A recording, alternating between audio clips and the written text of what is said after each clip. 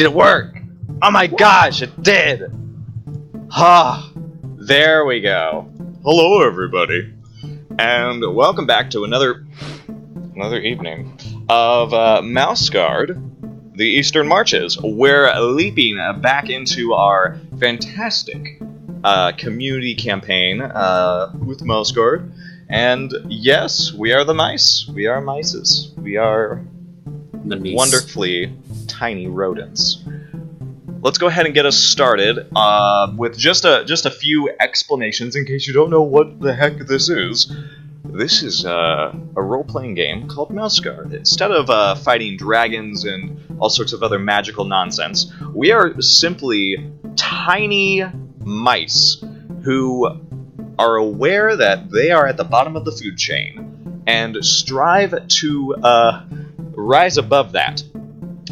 With their cunning and courage, as well as lots of knowledge, they have built a sort of medieval society spanning across this region that they live in called the Mouse Territories. The year is 1154, I believe.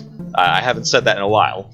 And the mice of this campaign are a part of the Mouse Guard. The Mouse Guard is this faction of rangers and guardians and warriors and various other, knowledgeable folk who make it their aim to ensure that the Mouse Territories are as safe as possible, despite the predators that can sometimes, quite honestly, just step on a mouse house and that's game over right there.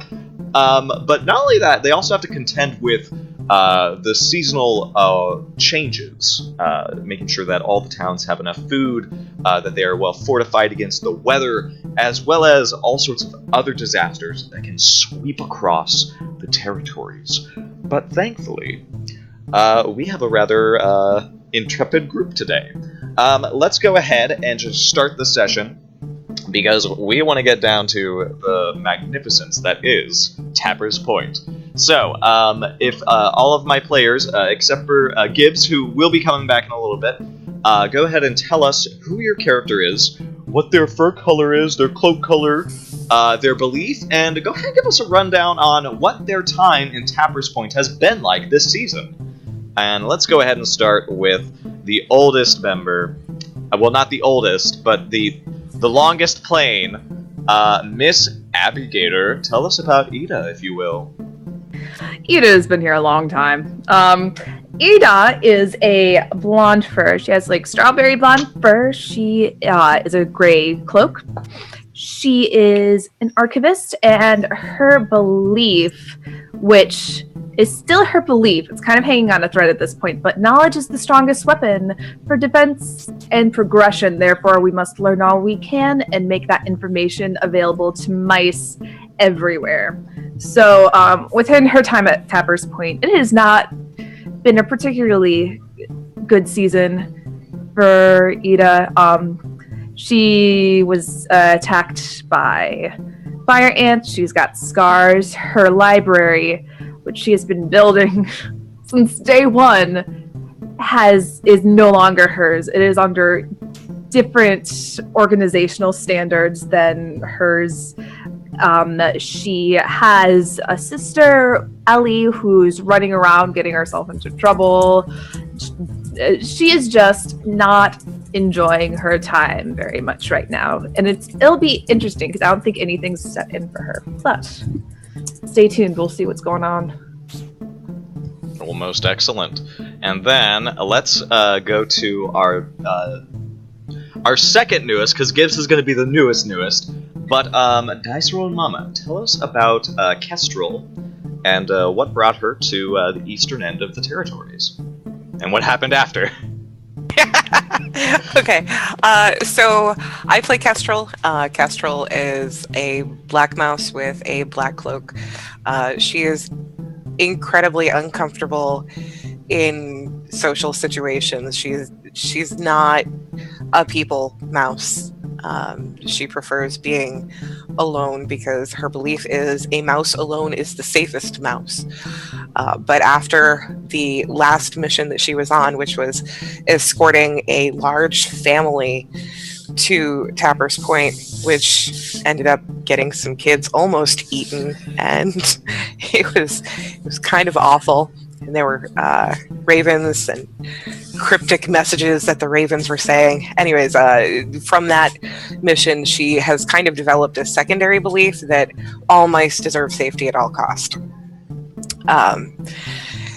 So it'll be interesting to see how she reacts to being in Tapper's Point, which is more wild than the civilized territories. So she should be much more comfortable out here. Hopefully she doesn't get sent back, because she really prefers being out here in the wild. I imagine so. And then we go to Erna.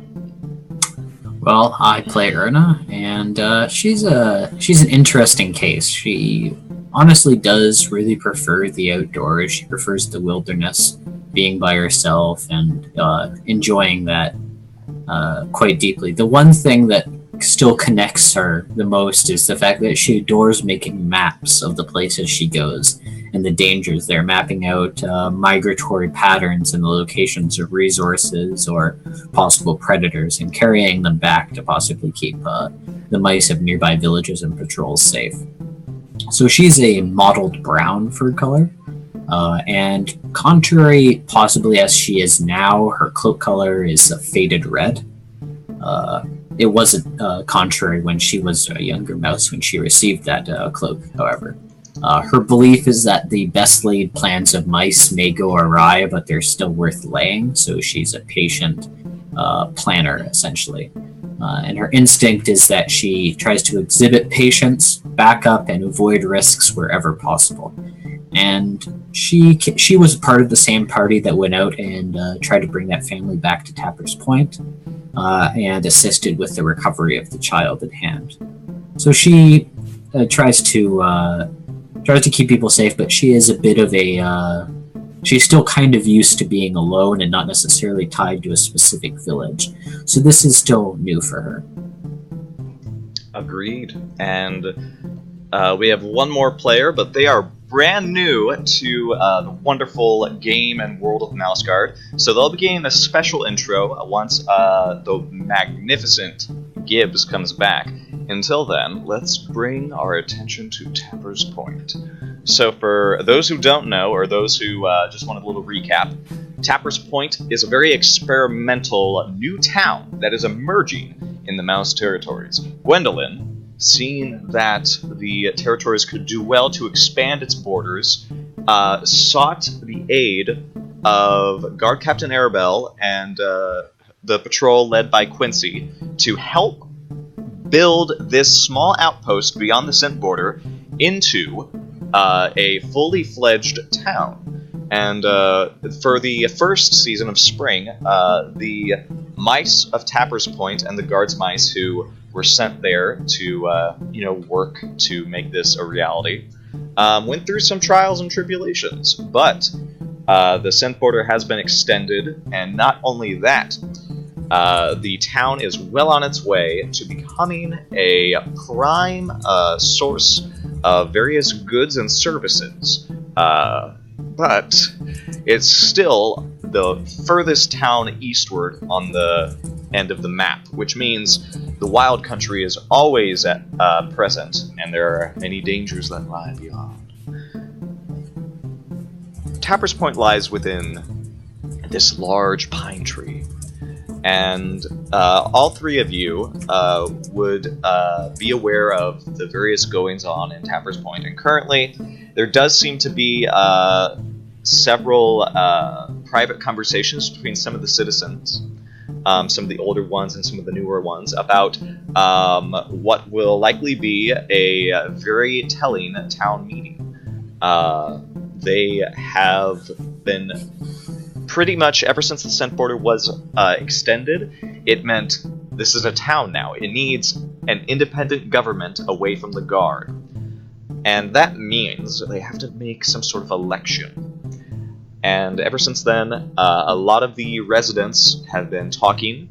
The guard, although it does not have a say in what comes out of this, they still have to support Tapper's Point as best they can. So, all of you receive a memo delivered by one of the new children that is in Tapper's Point. One of the Oatmotes, a little one named Jorleen, this little brown fur who sort of is running around with like what is obviously a tattered blanket, running around trying to find these 3 guards mice that she has been told to retrieve. And she very happily tells you to go see Patrol Leader Quincy in his office.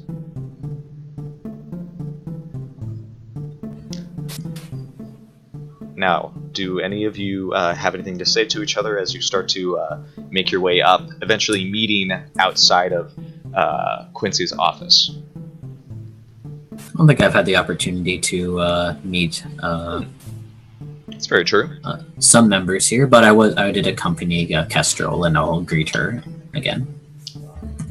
It's very true. Ada, as always, but it's even more prominent now, is just staring straight ahead with a very blank look on her face, and is just kind of almost like very robotic, not really seeing what's in front of her, just kind of like, of course, I was called to Quincy's office. Let's... Meh. So, she doesn't really,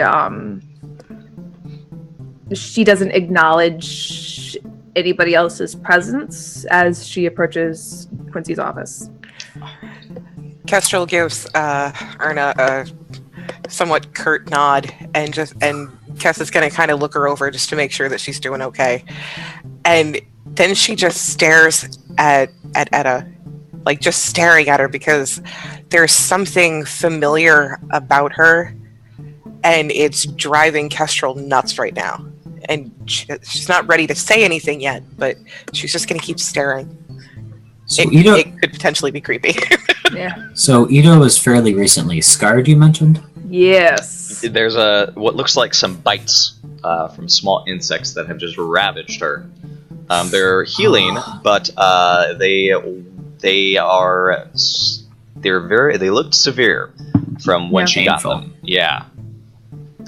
You did hear that there was an incident with some fire ants a little while back. But I don't think you would have heard anything else other than that. But this must have been the mouse who had been swarmed. Well, I had connected with her briefly back in her library, but I'm afraid It's that's if you want to be alone or quiet, you're not really registering, then Erna won't interrupt you. Or At this point, like I said, Etta's just not... It's almost like she's not even computing that there's like other mice around her. She's just kind of like robotic mode. Gotta get through this minute. We're going into Quincy's office. Mm-hmm. I'm ready. one step at a Do time. this. Yeah, exactly. Are you really ready? Yeah. Well, before We'll we see. get into this, I'm just going ahead. I'm going to go ahead and drop a Discord link for anybody watching. We invite you, if you'd like, to come join our community game of Mouse Guard on the Forefront, because this is an open game where we teach people how to play this fantastic game and just to have fun with it. We'd be gracious if you were here to come enjoy this alongside us. We also have little community donations if you do want to support the show. I will put on a bow for every $5 that you do donate. That's just something. And if you just want to tell us how we're doing in the chat, or if you want to yell at Quincy in the chat instead, you are most welcome to, because I know that we get some people here who have seen various other episodes of this particular community campaign, so we all have a special love for Quincy. With that said, you enter, and the office is, unlike last time, for some of you, is not in disarray. The furniture has been arranged in a steadfast manner. The office desk sits in the middle of the room with several bookshelves behind, as well as a single potted plant on a little stool in the corner, alongside what looks like a little watering can. You see that he has pillows set in each chair that sort of sits in the front of his little desk, and he looks up very sharply, and then sort of gives a smile and says, "Oh, it's good to see all of you." And he stands up and he tries to shake all of your hands, just very eagerly, like, "It's good to see you, God's mouse, Erna."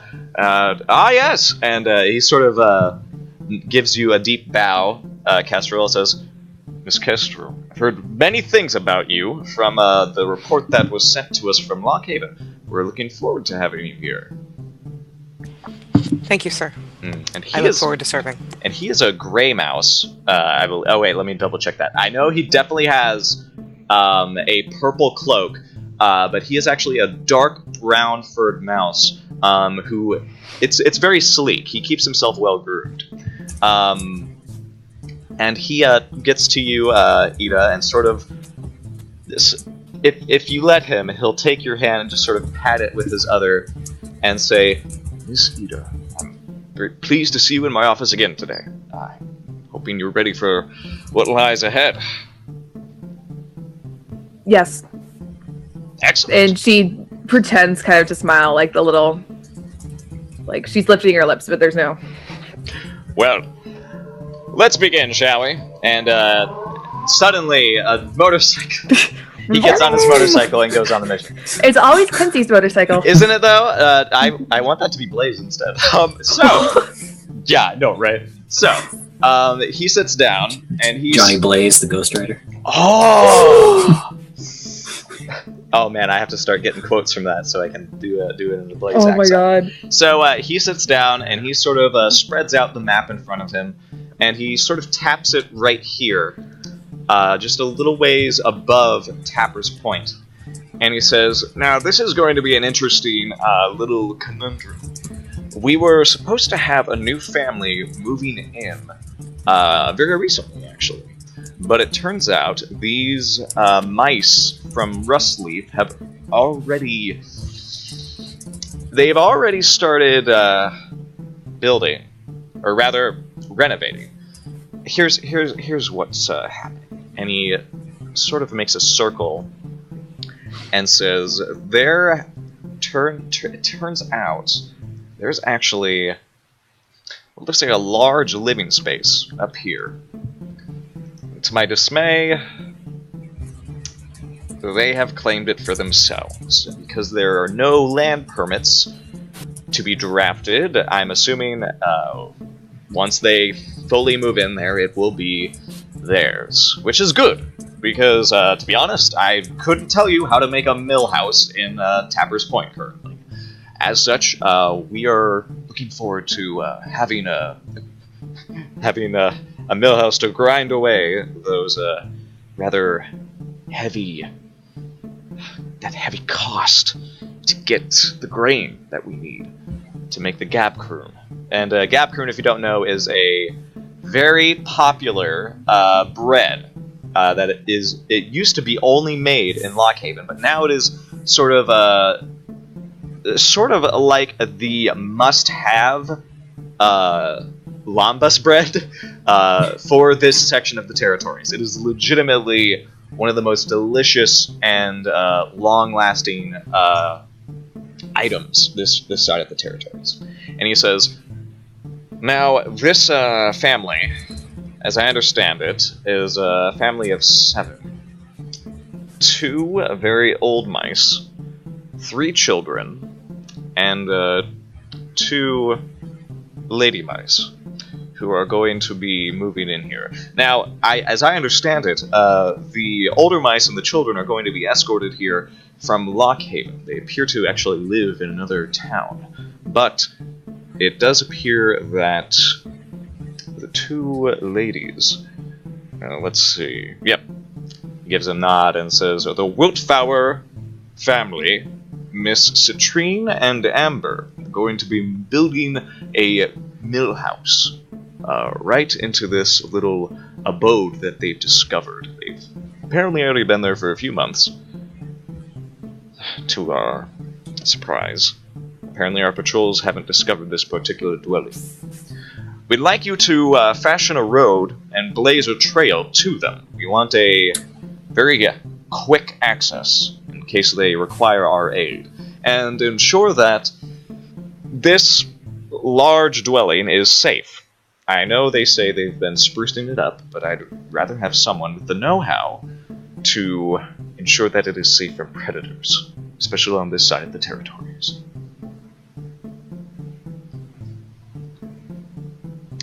Beyond that, that's all I have for you today. Any questions? Have we had any sightings of particular predators or concerns in the region?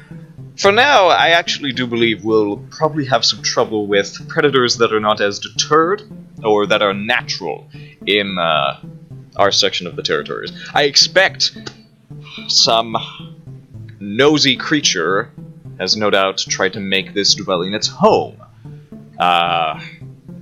Maybe perhaps some devious squirrel or chipmunk, who knows. Something that could fly over the scent border. I imagine perhaps some sort of bird. But to be honest, it's more likely that they would have used this as a storehouse. If you do find anything in there, please remove it, so that whatever creature that might have made this its dwelling knows to avoid trying to do that. Erna will erstwhile grimace at the thought of further troublesome birds. It's the bane of her existence at this point. Oh, yes. And he simply goes, well, I believe that's all I have for you. Beyond that, you just be on the lookout. This is going to be a very important business to have for Tapper's Point. As you can imagine, we can't keep buying grain at the exorbitant prices as we get closer to winter. We have to be able to produce our own.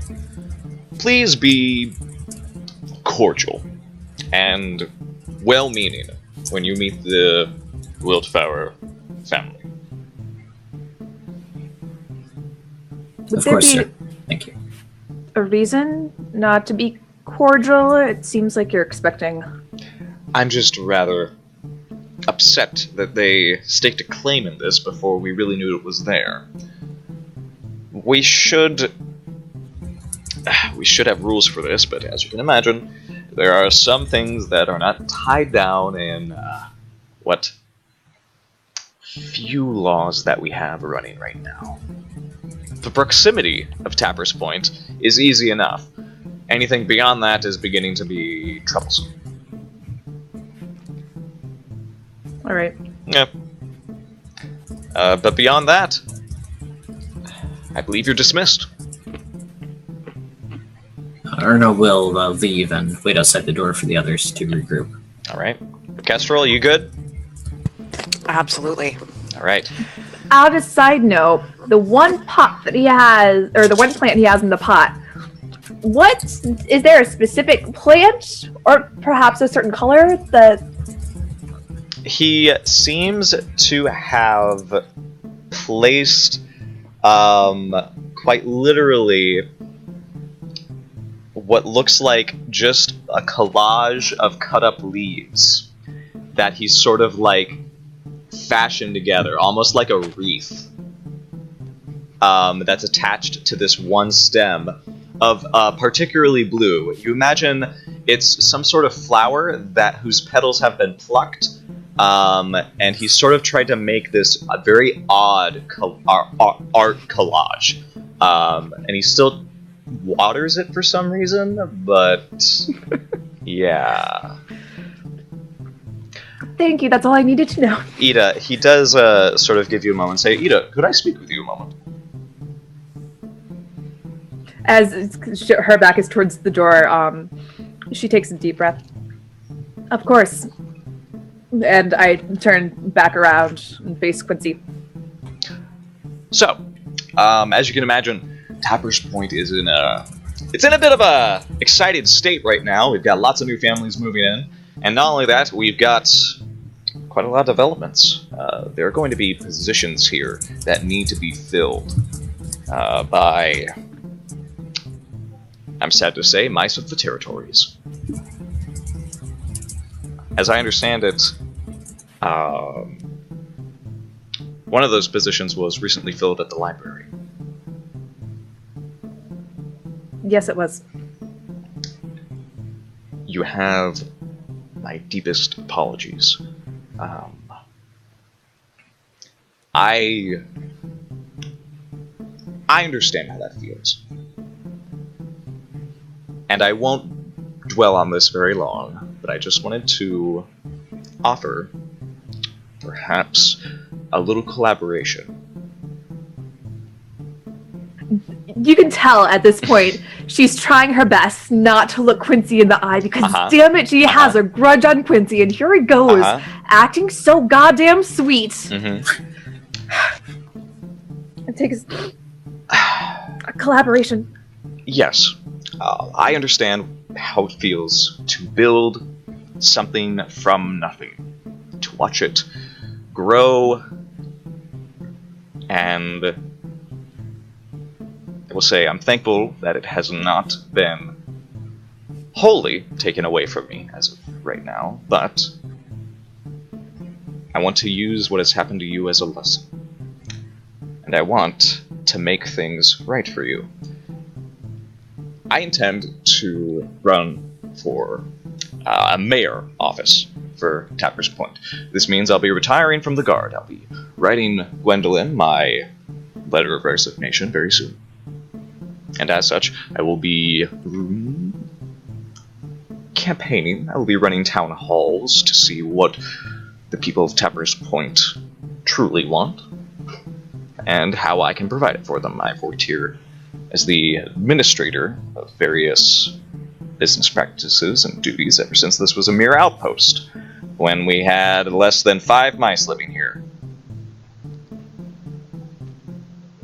That seems logical. I have heard rumors, actually. Congratulations.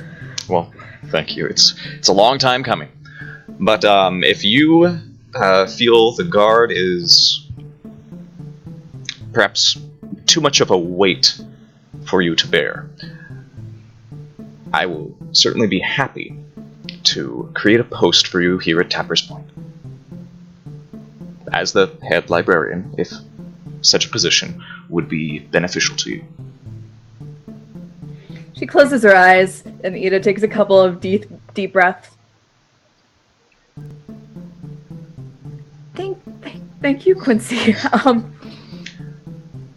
I'll definitely think about it. Yes, of course. Thank you, sir. Just to be clear, and he sort of does, he does sort of clench his teeth a bit. It's going to be a hard fight. I can tell, because some of the people here don't want a guard's mouse representing them. They want a mayor. Do you have any specific, let's say, perhaps, had people who have kind of perpetrated the idea that a guard's mouse should not be a leader? Not that a guard's mouse should be a leader, but that we should keep our noses in the wilds instead of in the towns. Currently, Old Bernard, as well as Aurelia Silkwalker, have been the strongest voices of dissent. I think we should get one of their own. One of the originals. to my dismay, I don't think the citizens who have lived here for years would be able to handle the amount of effort it will now take to ensure that every mouse here is safe, well fed, and has their own practice and craft to dedicate themselves to. This is what I think I can bring to Tapper's Point. And I know that it'll be a hell of a lot smoother with you running that library.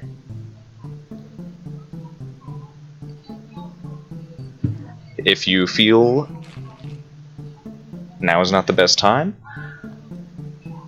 I can hold off on my letter until you're ready. Because, I'll be honest, a missive written from you to Gwendolyn on its own to leave the guard would seem a bit shameful if perhaps I wrote this missive in your stead and your request. It would be better accepted and much easier on your sister's further service in the guard, I expect. At this, Ida looks up sharply at mention of Ellie. No, of course, yes. Quincy, I very much appreciate the offer. Of course, you understand I'll have to take some time to think over this. Of course. I will let you know. I will let you know soon what my decision is, and I thank you. But remember, mission first. He sort of gives a little point on, like, mission first, and begins to go through some more papers, quill in hand, and dismisses you. This is very interesting. She turns around and she walks out, a very puzzled and calculating look on her face. But definitely a step up from her previous expression going in. Yes, exactly. That's very Noted. telling. It is very telling. It's very telling, and it's also very telling because as the conversation went on, it was, at first it was like, oh, you're offering me, that's so, oh, because you're running for mayor and my position will allow you, and it will be better with, we'll think about this. Erna will be leaning along against the wall on the opposite side of the hallway and mention, good news? I'm sorry? Oh, was it good news? You seem a little lighter on your way out. Is everything okay? No. But I may have something to occupy my thoughts now. It's always good to have some kind of direction to put your energy. I feel like I might have just been given a direction. We might be able to. Anyway, yeah. Yes, I'm feeling kind of better. Huh? But yeah. Anyway, we have a mission. We do indeed. All right. So, as you set out on that mission, we must leave Tapper's Point, drawing us all the way across the territories to the center of Lockhaven, where another mouse. How do you say your mouse's name? Ira? Ida. Ira? Ida. Ida. Ah! Ida. Or Idra. Idra with a dra. Idra. You roll the R. Idra. Idra. Okay. Idra. Okay. And you. This is your first time playing Mouse Guard, yes? Yes, I've never played Mouse Guard. Oh boy! By the way, to my 3 other players, you can write goals for this session. While you do that, let's teach you how to play Mouse Guard, Gibbs. So, you go ahead and tell us about your mouse, Idra. Okay, so Idra is the middle child. She has 4 siblings, and she is the exact middle. And her belief is she wants to make a name for herself in the Mouse Guard to kind of show she's not invisible to her family. And because she was invisible for her whole life pretty much, she does not know how to talk to mice, to anybody else. So she tries to talk as much as she can, but she has trouble doing that. Well, guess what's happening right now?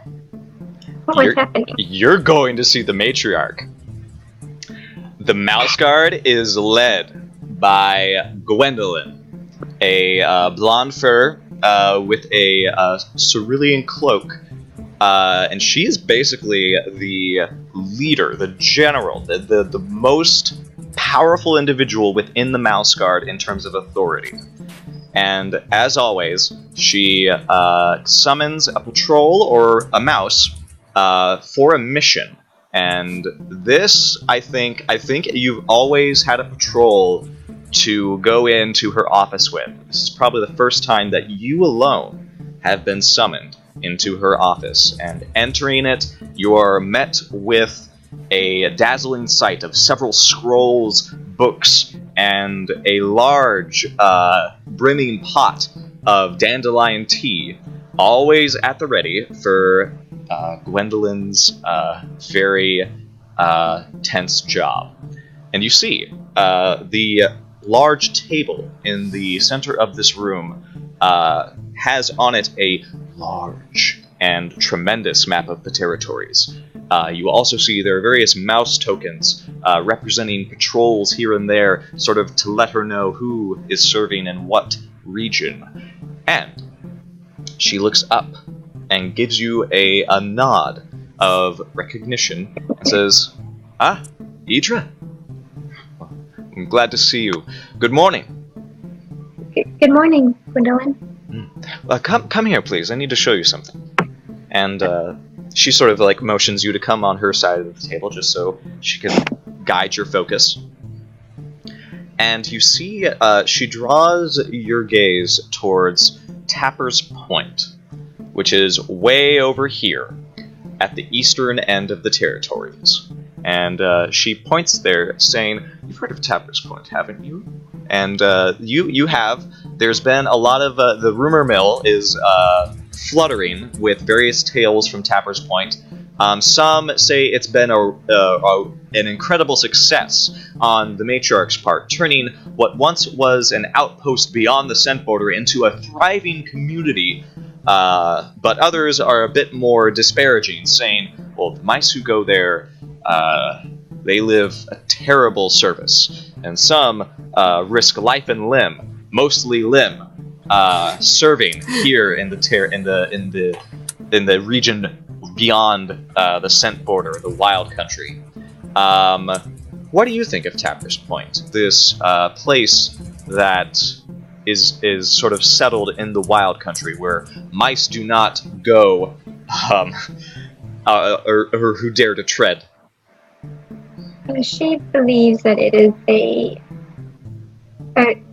successful. That not successful, but it's not failure, is what some people or some mice say. And she points there and says, "I have a very special mission for you. Tapper's Point is in need of a grindhouse. We have some millers who are hoping to settle down there. Now, to my dismay, you have a rather heavy burden, but I know you know these roads better than many other mice. I would like you to take 2 old furs, and I would like you to bring them, not to Tapper's Point, but to the house that they'll be building their mill house in. You'll be having 3 children along as well. Apparently, these mice live in Barkstone, but their daughters live in Rustleaf. And she sort of points out that, Barkstone is way over here, Lockhaven is here, and Rustleaf is all the way up here. And she says apparently they were apprenticed there until they were able to make a company, a business of their own. And now, Tapper's Point has provided that opportunity. You're uniting a family that has been separated for so long. And I'd like you to take caution, ensure that they safely make it. There should be, when you arrive, hopefully some mice there from Tapper's Point to help ensure that there are no predators surrounding the area, because this is not in Tapper's Point. It's nearby, I assure you. But hopefully, I want you to make this a safe place for them, for a family to grow and prosper. Okay, I can do that. And then after that, I'd like you to report to Guard Captain Arabelle, if you will, to continue to serve in Tapper's Point. I'm sure your specialties will be greatly valued there. Yeah, thank you. Do you have any questions? No, ma'am. Okay. Do you want some tea before you go? Sure. Okay. You share you share this bitter brew of dandelion tea with the matriarch, and she offers you honey or something like that if you want. But she seems to drink it just straight from the pot. But after that, she just gives you a kind word and sends you on your way. Guess what you have to do now? You have to write a goal for the session. So you have been told to take these old furs, this very old married couple, down to Tapper's Point, along with their 3 grandchildren. So what I would like you to do is write a goal about this mission. And it can be anything along the ways of, I will get us there before the day ends, or I will get us there pronto, no distractions, no tomfoolery. Or it could be, if I will make sure that the children are kept safe, or I will ensure that when I get there, I'm going to get a drink, or I'm going to meet the locals, I'm going to do various... See, because here's what's going to happen after you write this goal. It is going to be the Game Master's turn. Here, Mouse Guard works with the Game Master's turn starting first, and then once the mission is complete, the player's turn. This is sort of like I'm telling the story in the Game Master's turn of what happens to you and what sort of struggles you have to overcome. But in the player's turn, you get to tell me, okay, you beat me up. I'm going to beat you up now. I'm going to tell you what happens. It's the moment where you get to pursue whatever interests your character wants, or to recover from all the horrible things I threw at you during the Game Master's turn, and I apologize for them right now, before we start. I know it's not you, it's the DM at you. I know, I love you. Oh man. Hey, Roms, what's up?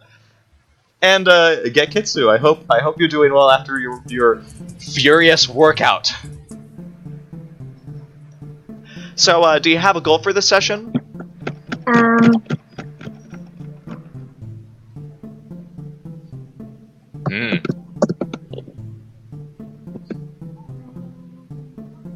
It can be really... I have too many going through my head, and I'm trying to pick the easiest one. The easiest one is usually the best one to start off with, because by the end of the player's turn, you should be able to accomplish your goal. That's usually how you want to write these things. It could be as simple as, I will get us from point A to point B without any horrible things happening. I feel like at one point my goal was make sure that everybody stays alive during this. That was all it was. Jeez. Make sure nobody dies. Jeez. Well, you know what? I'm gonna give us a new song, because this one is missing. I was just sitting there like humming it when I was muted. I was like, ooh. So, here's what we're gonna do. You are the only guards mouse for this group of 5. That's not how you spell I that love you. You need to make a Pathfinder check to get from And I'm trying to lock. spell this word, and I don't know how to spell it. Okay, Oh. spell it right. Oh, you got it! Got it. Yay! We can spell. I can barely spell. I'm dyslexic. Oh! My I am goodness! I'm borderline dyslexic. Oh my Okay. goodness! Is your mouse dyslexic too? Sure, let's make her dyslexic and ADHD. Let's make her just like me. I love this. Oh my gosh! Do you think Blaze has ADHD? Maybe. Oh my goodness! I'll have to learn more how to roleplay that correctly before I actually claim that. So. Just spend one Saturday with me. Oh You will learn boy! quickly. You will No learn Writhing quickly. Moon. Sorry, Askren. I'm doing research. A Pathfinder check. So here's what's gonna happen. You have to get from point A, Lockhaven, to point B, Tapper's Point.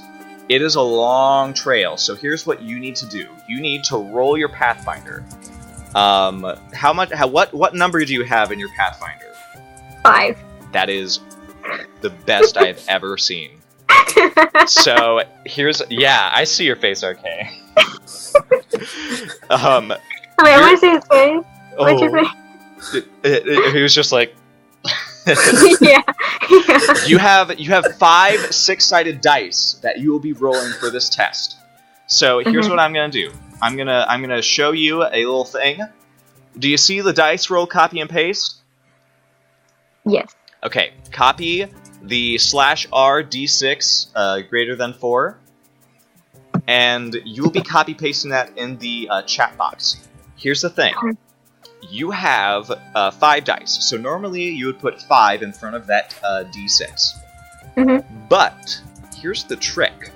One of these old furs, particularly Pip, who I'll be introducing in a moment, is actually an ex-guards mouse. And he is a competent Pathfinder. So what he will be doing is giving Incompetent. you help. A competent! Competent! Jeez! He will be giving you helping dice. Incompetent is a trait. I should probably include that as well. So here's what you'll be doing. It's been a day. It's been a day. It's been a day. Abby knows my day. Well, now you can have a mouse day. You will be rolling 6. This is sign language for 6. You will be rolling 6 dice instead of 5 because you're getting helping dice from that one mouse. And that's how helping dice work. Whenever you are the one that's rolling, you'll have to vie for help, because here's what's going to happen. You have to get 3 successes in order to be successful. The way we do this is say, you're going to make a Pathfinder check in the GM's turn, and it is obstacle 3, and that means 3 successes. So, do you think you can do it? Is Idra ready? Idra is ready. Oh my goodness. Idra. So Alright, here's so I just threw this 6 times. exactly. Just roll those 6 dice. This is your first roll of the campaign. Oh, That's yeah. one. Don't forget to roll 5 more. Oh, do we just put 5 in front of it? Yeah, just put a 5. That's so sad. Oh! 2 successes. So this is another word. But that was just 5. Mm-hmm. So, but we'll use that previous one that you rolled as the helping dice. So you got 2 successes, but this is a learning opportunity because you can do something else. If you want to succeed, it sounds like you need to twist fate. You need to spend a fate point to re-roll that 6, because guess what? Fate points can be burned to allow you to re-roll a 6 that you rolled. Do you want to go ahead and try to do that and get 1 more success? Sure. Okay, so go ahead and just roll 1 more dice. Oh no! Aww. Aw, okay. Well, here's what happens. She's distracted by everything. I know, this is your first big mission alone. So here's how we're gonna play this. If you succeed, you get what you want, and I narrate, and you sort of help embellish what happens. If you fail, I can do one of two things. The first thing I can do is introduce a twist, which means I give you what you want, but something happens along the way that complicates the mission, that sort of puts another obstacle in your path, and you have to solve it, or else badder things will happen. Or I can give you a condition. Do you see the conditions on your character sheet? Yes. They're all the way at the top, and it says you're healthy right now. Well, unfortunately, I'm gonna give you the hungry and thirsty condition instead of making. I thought you were gonna give me angry because I couldn't find it. I was like, nope. I may make you hangry if you fail another one. But Angry. for now, you're gonna be hungry and thirsty. But you're gonna get these mice to where they need to go.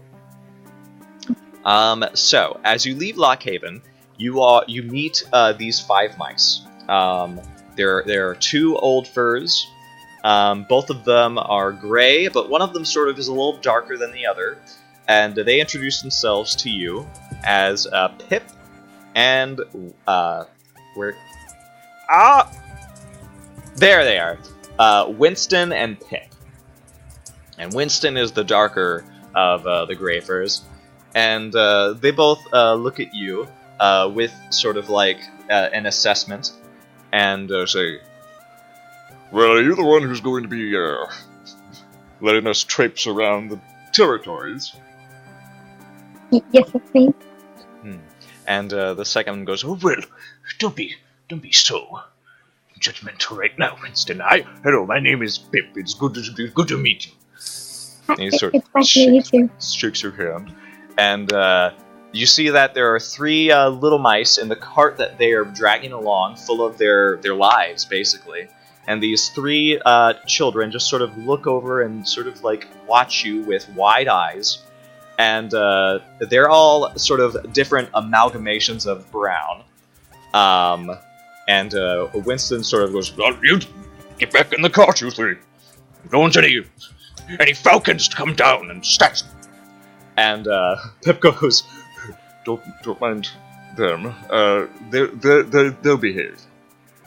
And you all set off. It is a long trip from Lockhaven to Tapper's Point, and you reach that spot where the old scent border was, and you can sort of still catch that faint scent of very rotten smell that would keep a lot of predators away. But thankfully, there's a new scent border, so you make your way to this green spot right there. And a lot of you are going to meet up on the road somewhere. What happens is, actually, I need you 3 to make a Pathfinder check. This is also going to actually, make a Pathfinder check, obstacle 2, for the 3 of you. Of course. Of course. I got a Pathfinder. I've got a Pathfinder of 5 too. You are showing me up, Gibbs. She really is. Dude. She's a guard mouse. This is her first session. Jeez, I was the outdoors mouse, and I only had Pathfinder 3. I clearly have to work on this. The prodigy of all Pathfinders. We should have Can I? a treasure hunt session. Do you just want my luck when it comes to this? Oh. I love ya. Did you now? Who wants to make this Pathfinder check? Because anybody can make it if you want to start learning. I need to eat.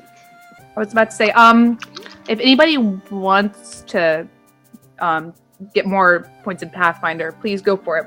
But if you're looking for, I don't know, the An person easy with the most pass. points. An Well- easy pass, I got you. Well, it's one of the areas I was trying to work on, just because it suits character well. I only have 3 though. That's fine, go for it. You only need 2 successes. Right. So I suppose you both could give a helping dice essentially because of that, Mm-hmm. either through a scout or Pathfinder. Exactly. Can I do that? Or You're can I not, you're get? not here at the moment, so you can't Yeah, really that assist me with that's this. what I was asking. Mm-hmm. So that would be 5 myself. Would my map help me with navigating this region? Yes, it will, but you surprisingly have not had this structure on your map yet. You just know the general direction of like where you might want to avoid and stuff. But the map Gotcha. will help you. Yeah, you'll know if you've gone Okay. too far. Mama, you still there? I am. Cool beans. Do you want to? Oh, sorry. Oh no, you go ahead. Did you want to help with Pathfinder or with Scout, or what do you want to help with? I'm really low in Pathfinder. However, I have oh, I'm really low in Scout too. It's I don't helping think it dice. matters. So You don't need to be high. you just need to Okay. sort of like pick a skill and sort of tell me how that skill helps with this Pathfinder check. Okay, so can I use Pathfinder? Yes. Okay. Alright. And it's going to help because I'm going to find a path. Cool. And this you're is not obstacle only three? obstacle. Yeah, it's going to be 3 because you're also blazing a trail. You're sort of trying to clear the pine needles and the brush to sort of like make a trail that will lead mice who want to go to this mill house, to So- it safely. So by blazing a trail, you don't mean talking all with an accent and in an endearing fashion. Just Do take it. Blaze with us and have him swing his sword with his armor in front of him while we're going around. He has a halberd. Excuse me. I'm sorry, Halberd. Even better. Even better, it's like a rake. Yeah, it has a hook on the end, so you can. Yeah. Oh man, He's got this. He doesn't have a scythe. No, oh no, not a scythe. That would be intense though. Pooh, pooh. Oh man. I'm going to add my sharp-eyed to this roll, All right. just because I want to use that again. Nicely. And that's 7. So I think we should be within safe reaches. I'm scouting Yeah. stuff. Yeah, there we go. You make your path through Tapper's Point to this particular spot, and as you're blazing the trail, you hear 2 voices sort of arguing. Gibbs, they've been doing this for the past hour, trying to be as quiet as possible. Winston's sort of saying, Well, no, we can't put this in the foyer. It's too tacky. You don't know if there's enough room, even. And Pip sort of retorts, Well, we have to put something there because where are the guards going to hold, place their cloaks? They can't just wear them into the dining hall once we have parties. and he goes, no, I'm not going to do that. It's going to make a mess as well because I'm sorry, my dear, but your guard cloak gets just the worst things caught in it. I mean, look at all these briars and thorns and dirt and And the 3 children have just now been like, they sort of walk beside you sometimes as they sort of go into the safer parts of the roads and whatnot, and just sort of like ask you questions like, how long have you been in the guard? Do you what weapon do you have, by the way, if any? A bow. I have A bow? They go, can you shoot A bow. Not a bow. A bow. A bow. They go, how far can you shoot? Have you ever shot a falcon? No, I haven't shot a falcon. Have you ever shot a mouse? Have you killed someone? And they go, don't talk about that. That's mean. Guard mice don't kill mice. They kill predators. What's the biggest predator you've killed? Very seriously. oh no. And luckily, this is where the 3 other guards mice can see you guys. I got a new No, my friend. first thought was fucked. Oh, thank God. Golf uniform, Sierra. Thank you for following. And then one of the children go, "Ooh, more guards mice!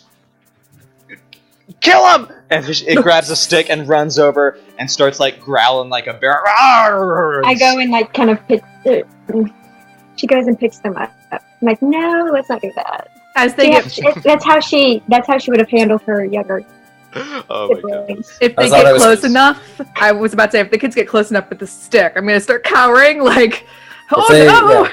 Yeah, that was my general instinct. If I get whacked, I'll go down. Ah, no! This would be the second time in a row.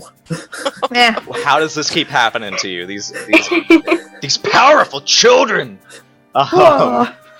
And Winston and Pip sort of introduce themselves. Pip sort of goes, Fellow guards, mice. Are you guards mice? Are there any patrol guards here? Perhaps patrol leaders?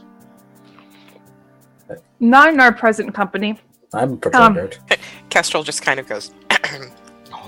Oh! oh, I turn around and I look at Kestrel and freeze. Narrow my eyes.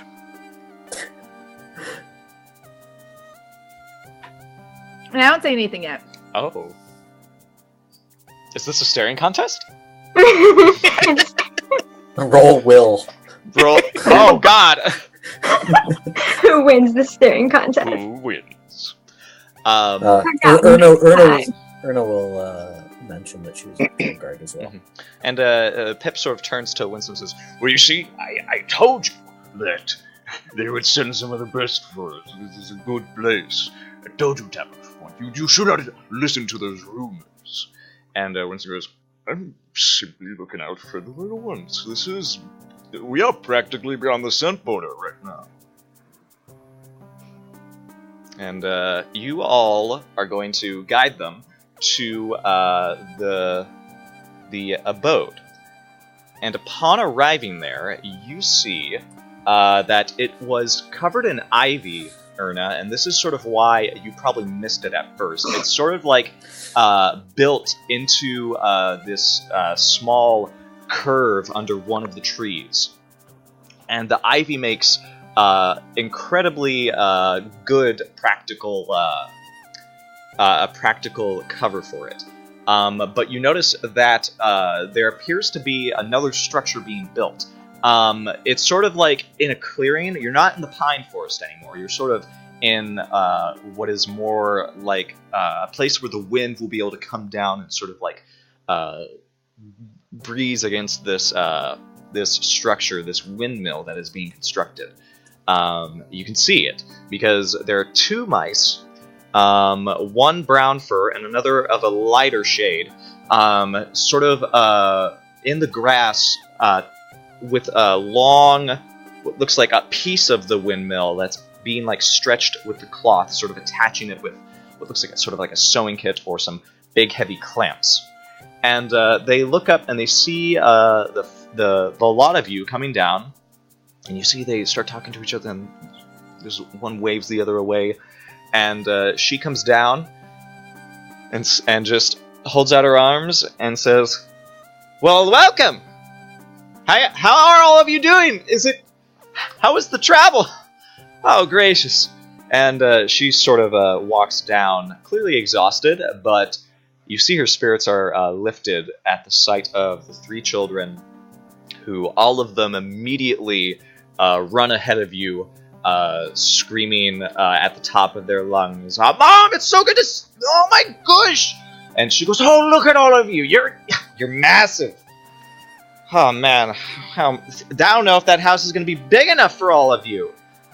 And Erna, you see this house, this structure. It's big. It appears to be really big, like the size of a mansion. How many mice can I currently see? Huh? How many mice can I currently see in the area? You only see the one still working on the windmill. You see the other who has greeted this family, 3 children, 2 older mice, and that's it. And then your companions. Right. But clearly enough to host the 7 you mentioned there. Oh my god, this building is massive. The front door itself is like the gates to Lockhaven almost. Yeah, this is not. This was not built for mice, you realize. Yeah, I was gonna say this. Oh, There shouldn't be shoot, any my. construction like this far out. No. The only What's- like the sloped roof that has you see it's still being renovated. Some of the wood seems to be recent, while other parts of the house look very much very old and sort of worn down with age. You might want me to make a lore mouse check for this, but Mhm. just noting not just the size of the doors, Yeah. but also the accoutrements, like the handles and the size of the steps. Uh-huh. Could I estimate that this would be about weasel sized? Give me a carpenter or a stonemason check. Lore mouse is not going to cut it. You have to know what you're looking at in order I to do am that. not any of those things. I'm a hunter, a lore mouse, and yeah. No, I don't do buildings. That's. I don't do build. But I will mention this to my companions and Hmm. see if they have anything that might answer my question. I has nothing. Would I be able to tell with Wild Country wise, Oh. since this was Wild Country? Yes. Kestrel, looking in on this building, you notice that there's a reason it was built like this. Not only because of using the ivy to sort of use it as natural covering, but you also see that it is way too large for a mouse. But you get the sense that it is about a perfect size for what would be a weasel or some sort of larger creature. And you don't know if it was built for a weasel or if a weasel lived here until you open the door. Do you guys? Amber will let you guys inside the house just so you can sort of relax a bit. And they have to move the furniture in, of course. Of course. Okay. So as you go in your Wild Country wise, this means you would have had some sort of adventure to encounter such a structure as this. Do you think Kestrel has had one of those moments? Yes. Okay. This is clearly not built by mouse hands. It does not have it's luxurious to a mouse, but it would be a very common sort of building for any other creature. You notice that the doors, although they are large, some of the ones in the building are actually really low. They're almost like mouse size, which is curious. And you also see that there is what appears to be a faint odor. It's some sort of animal odor. It definitely smells like this place was lived in once, but it's a very stale smell of some sort of creature that is long gone, but sort of has seeped into the wood and into the stale air of this place.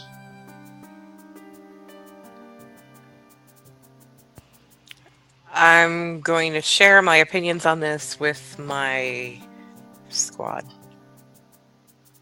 And as But you guys kind are of quietly. And as you guys are doing this, the family is going to be very busy. There's already one mouse who's still working on the windmill, the actual grinder that's going to be like connected. They're sort of connecting this thing to the house to sort of make sure there's a safe way to get up and out and all that. But there is also the children are going to be exploring the house along with Pip, who is sort of occupying them. And I think Amber and her father Winston are going to be moving the materials here into like the furniture and sort of like cleaning things, because this house is still like old. It's still a bit dusty in some corners. Is it overgrown in others? Like sections of it have plants and vegetation? Yeah, on it? there are some where the windows appear to have been like maybe like busted, or the shutters have been like fallen out.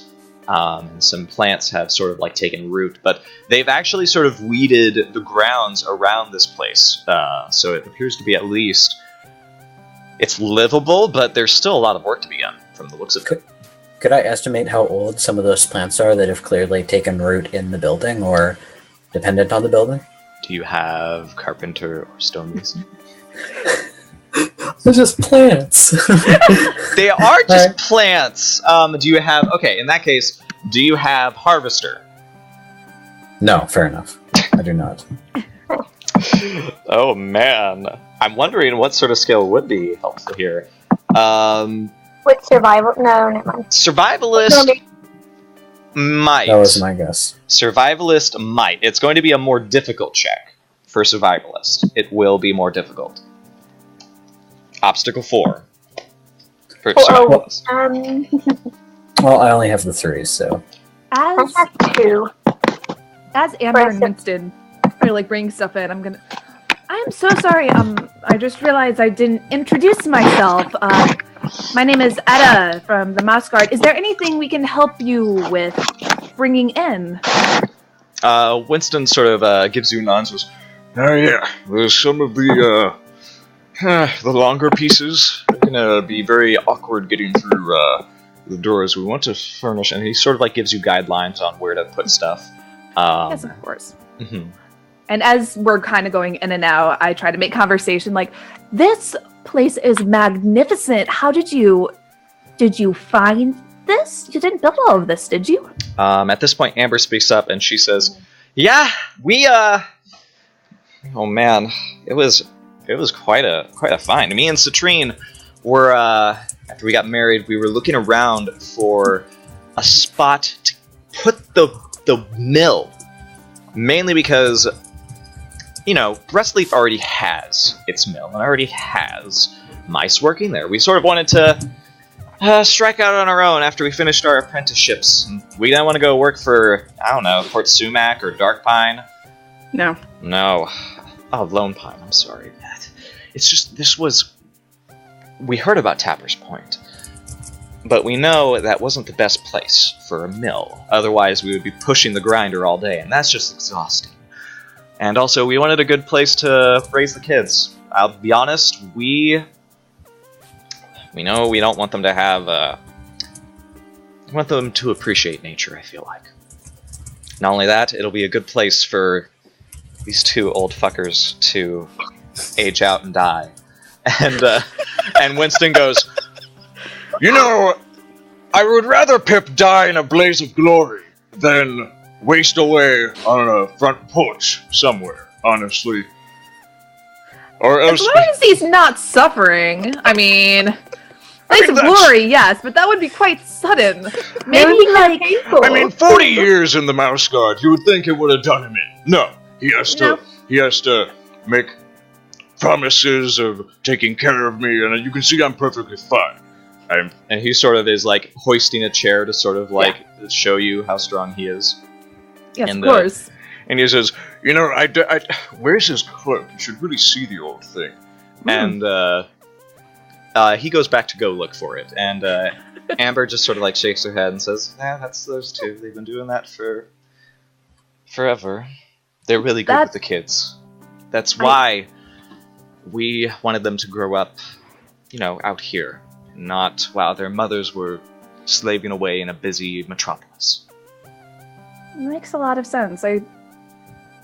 I see. Though, again, as the Mouse Guard, we are going to try to make things as safe as possible. I hope you do know there are, as fantastic as the nature is, there are some dangers. Again, I'm sure you already know. Not a big deal, but... Oh, when we discovered this place, we immediately decided, yes, this is it. It's just a few patches here and there. The mill itself is going to be the biggest undertaking, but we've saved up, and as you can see, it's already almost half done.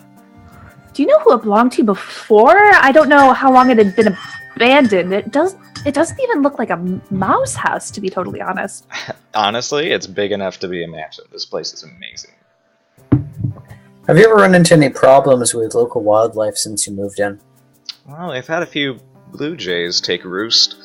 But they're just making nests. I'm sure they won't bother us. Well, fair enough. Any signs of anything foraging or storing food in the region, or even any sightings? Well, that's weird when you bring up storing food, because when we first found it, we did find a lot of a hoard, you could say.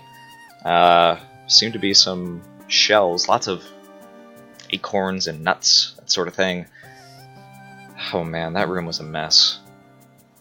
Where did you move it to? We just sort of threw them out down the road a bit, sort of buried them in the pines. Maybe they'd get the message, and yeah, well, whoever brought them here, I expect it was probably a squirrel or something last winter. Sounds like squirrel behavior. How long was it since you moved in then? Gosh, probably mid-spring when we found the place. That's quite a while to go without checking a hoard like that. If there were still unspent acorns or nuts among the refuse.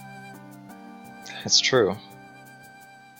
Could I make a possibly a hunter check on squirrel or horde behavior? Of course, that would be a versus check against the squirrel nature. Uh-huh. Do you have any? Not tracking it, but identifying what kind of behavior that would be typical to. Indeed, that would be. As a versus check? It is a versus check. Oh wait. Okay.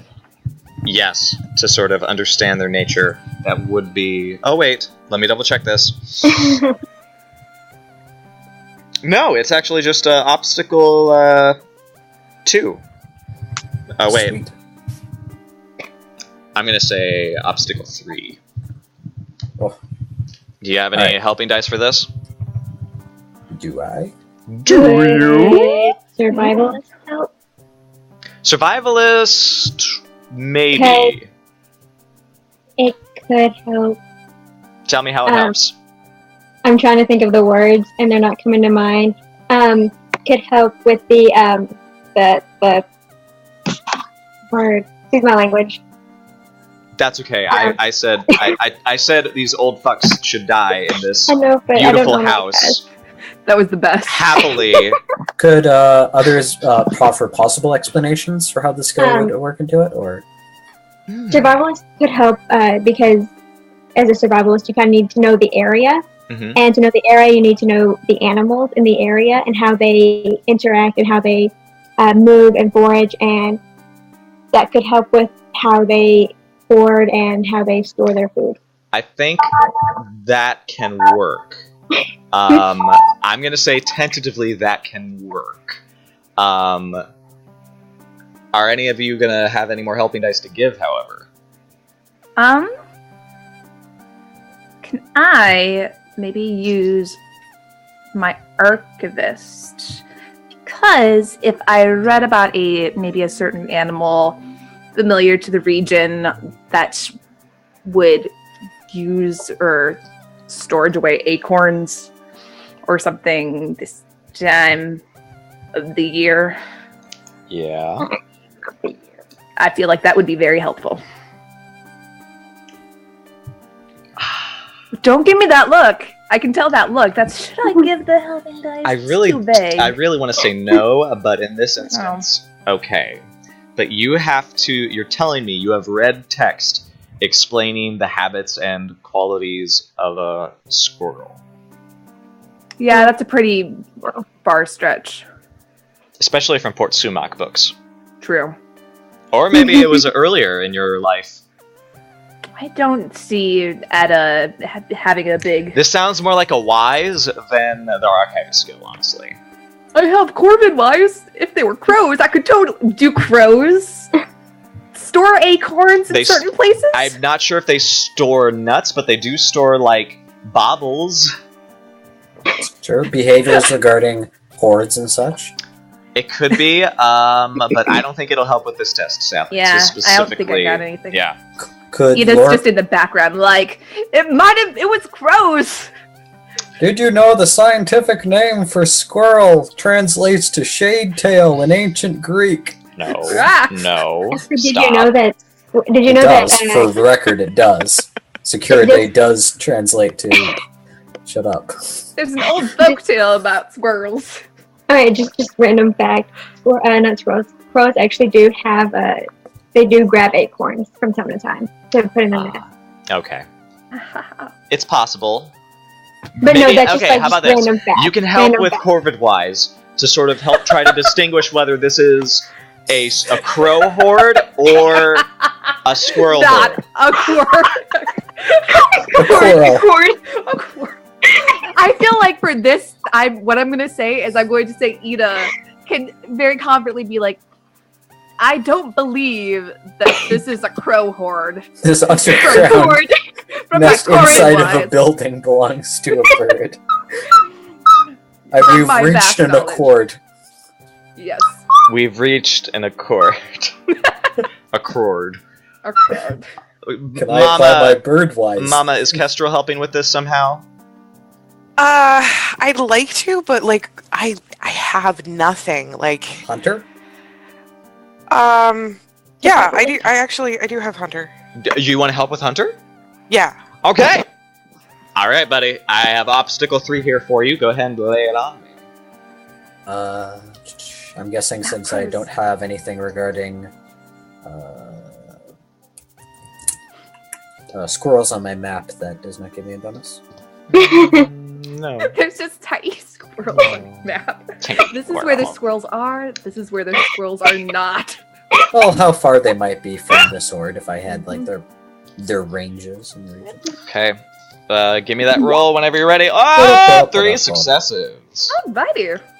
So, Hey. buddy, as you sort of inspect this house, as well as the places where these hordes have been kept, or perhaps how Amber describes it, you get the idea that this likely is the work of probably a squirrel.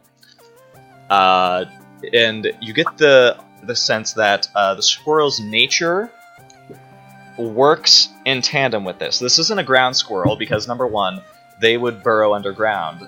They would not roam inside a big house. You also get the idea that it's probably not chipmunk. You get the sense if it is a squirrel. Let me double check so I can get you. Okay. So you get the sense that it would have to be something that is accustomed to hoarding, but clearly is comfortable in these tight spaces. So I'm going to say it clearly belongs to a squirrel, but of what kind? You don't think it's a ground squirrel, because the ground squirrel would have dug up in the floor. It could be a flying squirrel. Flying squirrel. I'm being safe. But beyond that, you imagine if there was a horde here, it's probably going to, once winter starts, or rather fall starts, it's going to start hoarding, and it might try to use this building again. Unless, it's driven out of the territory that it is in. So I think it's primarily either like a tree squirrel, Some kind of Or tree a- squirrel, a flying squirrel, or a maybe flying a marmot. squirrel. Sorry? Could it be a marmot? No. Marmot's probably too big for these doors, perhaps. Gotcha. Or rather, it probably would just find the whole house awkward and uncomfortable. You would realize that if the creature did come back later on in the fall, and it found these children inside, it would probably take one and eat it. Oh, shit. So that's something we're gonna have to deal with. Wait a second. What kind of plant did you say was growing outside? Did you say nightshade? No, ivy. Ivy, damn it. So close. Just nightshade growing outside, not a big deal. That'd be pretty cool. I never thought of it, but now, why nightshade? Leaving some nuts there. Except poison. That's scary. I That have is very trap wise. What do you want me to do with it? I don't know, but that's what your dice roll tells you. Fair enough. You get the sense that it seems that this place went dry as a horde after the squirrel did away with its previous fall rations. It's summer currently. Once fall starts, it's probably going to come back and use this place again. And if it finds delicious mice babies, it will not hesitate to take those instead. So that's going to be a problem that we're going to have to deal with in the future. That will come up in the future. I mean, or right now. Right now would probably be the best way. That's what I meant. Like it's going to be a problem later. It's going to be a problem in the future. Yes. So we should take care of that while we're here, and we know it's not happening at the moment, which is good. I'm going to relay all of this information, by the way, to Amber and Winston because, just so you know, by the way, can squirrels build houses? Yes. Like a house like this. They could. I'm gonna say, you imagine they possibly could. They do have like little hambies, but you probably don't know if like the squirrels are smart enough. You don't know the squirrels in this region. Okay. So we'd have to meet them. Also, it's unlikely that if the horde is still there. What was that? I was just thinking if they'd probably still be here if they built a house like this. And we're still kind of leaving stuff in it. That's a good point. Because the entire spring and early summer, it was not lived in by any animal other than these two. Do we know how wide the range of that kind of squirrel would be? The squirrels native to the region, or how long they would go without possibly checking a horde? Once the horde is depleted, because they seem to say that the horde didn't have any acorns in it. You imagine they would leave it alone, and then once fall starts, they'll start using that spot again, because if they know that it's not going to be discovered by any rival squirrels, or that they drive away from their particular hub and hiding spots, then they'll definitely use that again. So essentially, at the end of this season, at the end next of the season, this will be a problem. This will be a problem, and it's already like a good 2/3 of summer is done right now. Right. So, how to dissuade a squirrel? We don't know actually where it is. We can either track it down, try and communicate, or yes. What did you have in mind? I take you guys to the side while the other people are discussing. Do we want to? The squirrel did have this place first, and I understand if the squirrel is intelligent enough, though, to build this whole house, it would seem super cruel just to barge in and be like, oh, sorry, we're tiny mice, and we're taking over this awesome big mansion that you just built.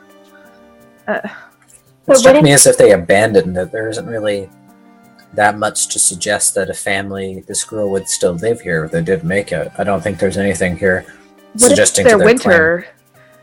They do hoard a lot of nuts and stuff for the winter, I believe. Again, I don't know the squirrels in this region very well. That's the problem. What if the squirrel didn't build it, just found it to hoard? I don't know. I think we need to have a talk with these squirrels. Yeah, I think finding out what's going on with that squirrel would be important. I can talk to my crow friends who have been around here for a long time, and my crow friends, the Owen Wilson crow, might know what the deal is with the squirrel. I'm just going to fall silent at that point. She didn't say Owen Wilson. What are their names? Not the actual. It's not that their names are Owen Wilson. Owen Wilson. I just mean that at the mention of enlisting crow support, she just shuts off a bit. Let you continue. Shuts off. You know crows? Mm-hmm. Yeah, way early on, when I first got here, we actually enlisted the help of these two jackasses, and they've been super helpful. They're a bit of a handful, don't get me wrong, but for the most part, they're harmless. Okay. Most part. Most things. I have not seen them do any damage besides. What were they doing? They were doing some weird thing, damage on the roof when we first met them. The scaffoldings. Yes. We were thinking about talking to Hugin and Mugen to see if they would know anything about this area. You'd have to travel back to Tapper's Point to do that. Yeah. Well, it's a thought. Okay. It's an option. Do we know anyone else who is closer to the house? Like, how far are we in what direction? You're about... This is probably... I wouldn't say it's a half a day's travel, but it's probably like 3 hours travel between us and here. Between Tapper's Point and the abode. The manor. The mill manor. The abode. The abode. They're all southern. I almost went southern today at work. Ooh. You do not want me to get southern. But what do you guys do? We could look around in the region and try to identify any squirrel tracks anywhere else. You could do a scout check, certainly. Especially if we're focusing on looking around oak trees, because they would especially try to scope out any areas that they would be able to forage come windfall and get the first grab at them. It's true, it's true. So oak trees are large, obvious. I could use Pathfinder to look for the track. The squirrel's track. The squirrel's track. I can't talk. My character and I cannot talk. It's okay. It is absolutely adorable. I try. I can twack. Did I actually say twack? Did I say that? No. That's just me. This is me, like, overblowing a situation because I actually do that from time to time. My R's come out as W's. I talk really well. I talk very, very well. Really well. But yes, let's get some dice. To your actions, what are you doing? What is the course of action you want to take?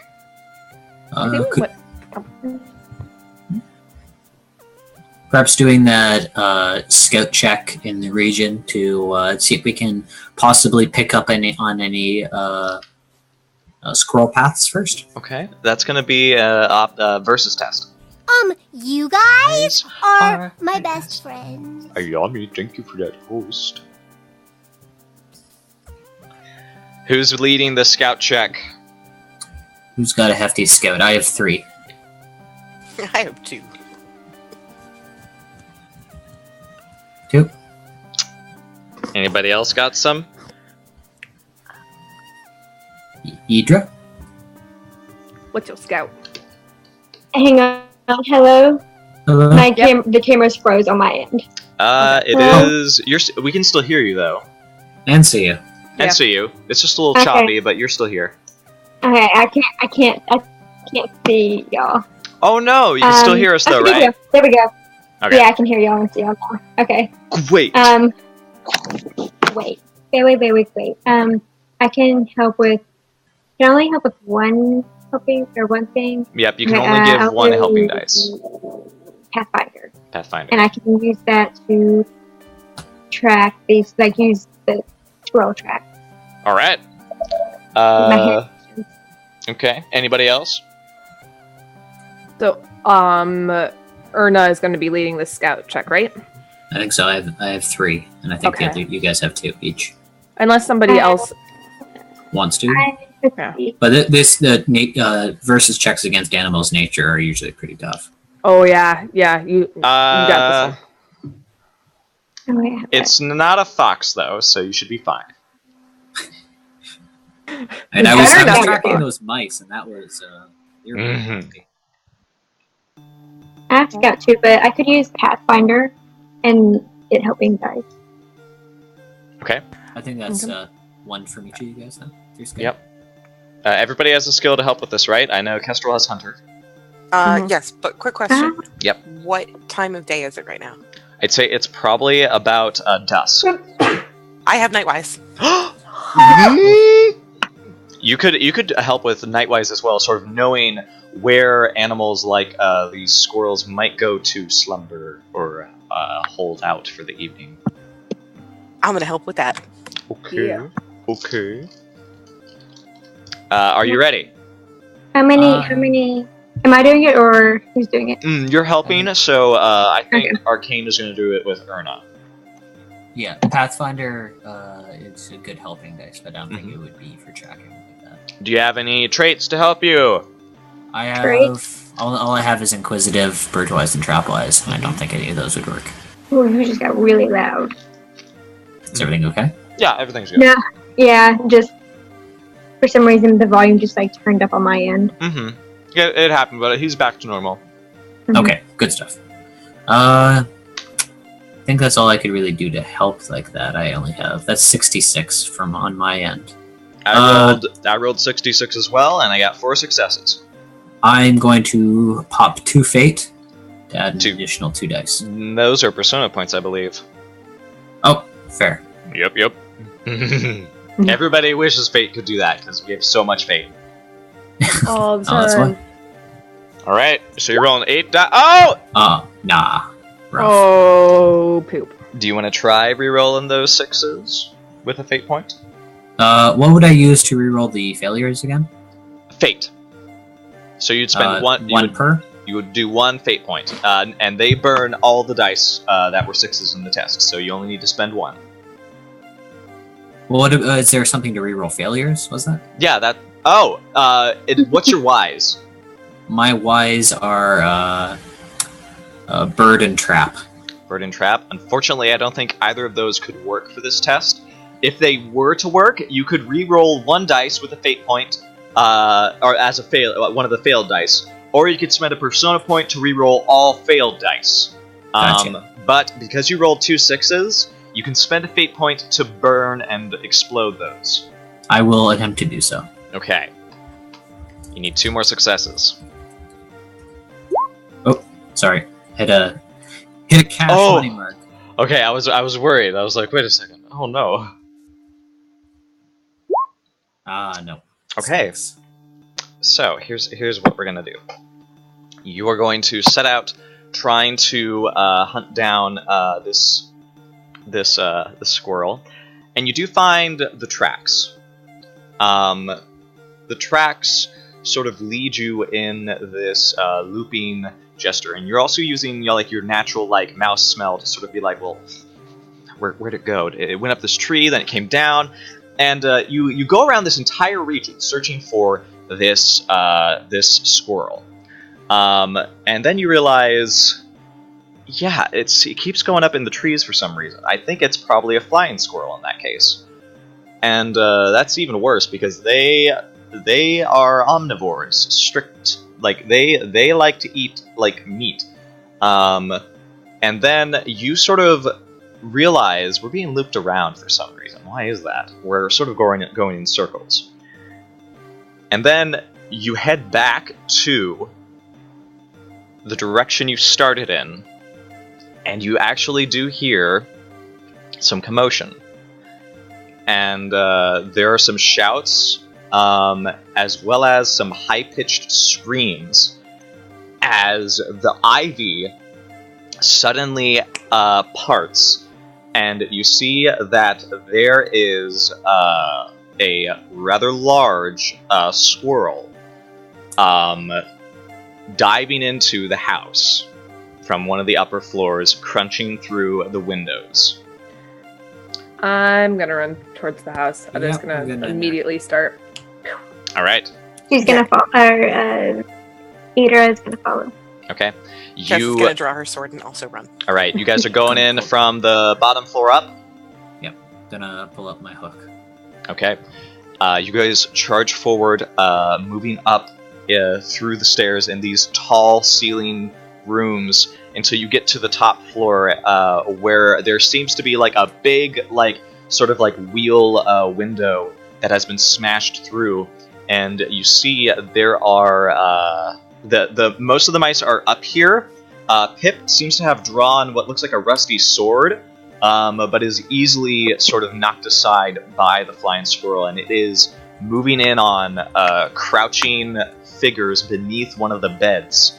The 3 children that are huddled together underneath the bed, which is just simply tossed up and over to reveal their quite terrified forms. It is conflict time. So, here's what we're going to do. You guys are going to get goals. Your goal for this conflict is going to be like the thing you want to happen at the end of it. The flying squirrel's goal is to escape with a meal on paw. That is its goal. Meal. Okay. Yes, if it is able to beat you guys down without taking any damage itself, it is going to succeed. If you guys beat it down to 0 with all of your rolls without losing too much on your end, it will fail, and you will succeed your goal. What is the group's goal for this session, or for this conflict, for this very clear fight with this flying squirrel? I think our best chance here is essentially to make going after these babies not worth its effort. Okay. An acorn is easy food. We have to make this hard food. Right.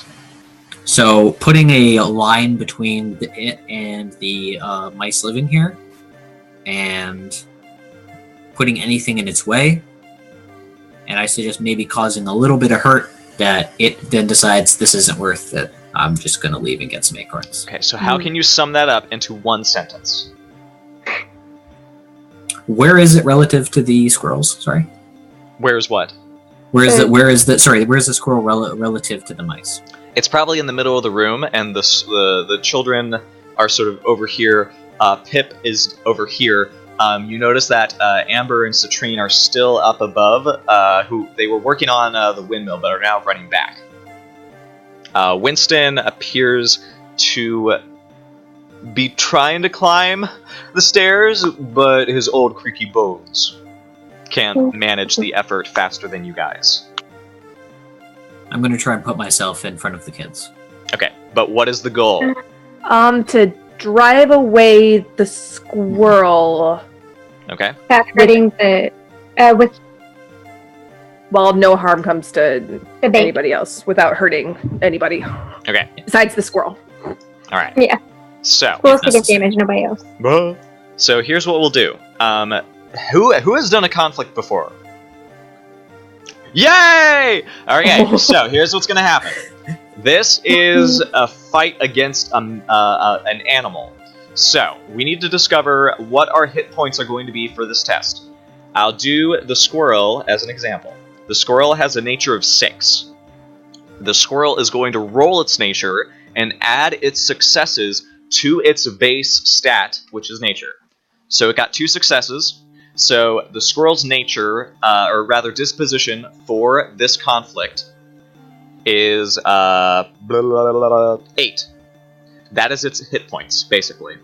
You guys need to figure out who has the highest health and who has the highest fighter or hunter. And then you will have to roll your fighter or hunter to get as many successes as you can to add to your health. So someone needs to say, I have this much health and this much hunter or fighter. I should be the one to roll. Do we similarly roll our nature and add it to our health stat? Or is it just health? Unfortunately not, because the squirrel's nature is let me read this for you. Is baby mice stealing. That is one of its nature descriptors. The mouse nature has nothing about fighting or stabbing or anything like that. So no, you cannot use your nature for this. You will have to use your health as the base. You're going to start with your health, you're going to roll your fighter or hunter, and add those successes to your health. Well, I've got health 4, hunter 3, fighter 2, so I might not be too much help. I have health 5, fighter 3. Health 5, fighter 3. That's pretty good. Abby. Okay, I've got a question. Yeah. Because combat, at least from what I've heard, is easier with 3 people should Etta just kind of step out of this one and protect the children, so that way we can get the people who haven't done the combat thing? It can happen, but you won't be able to give helping dice. Yes. So I don't think that's to us, because that would be my best guess. Because I think I'm the worst one here at that. Honestly, I would think Etta would shy away from combat after just having come back from the whole deal with the fire ants. Okay. So that would totally make sense for her to sit the fight out. Okay.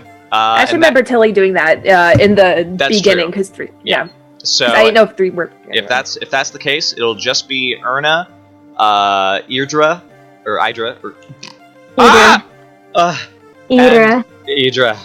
and Kestrel at the head of this conflict. After this game, I'm just gonna put the pronunciation right next to the name. I'm sorry. That was bad. The last game, I had Coraline, and you called her Caroline. That's my bad. Why is this becoming a trend with us? I just pick complicated names. All right. Well, what is Kestrel's hunter fighter health? I only have 4 health, and my fighter is 3, and my hunter is 3. Okay, so it actually sounds like Gibbs, you are the one to head this conflict, if you want. Yes. Okay, so what's your fighter? My fighter's 3. Okay, you're getting 2 helping dice from your fellow guards mice. You're getting 1 helping dice from Pip, who is in this fray. He is here to help.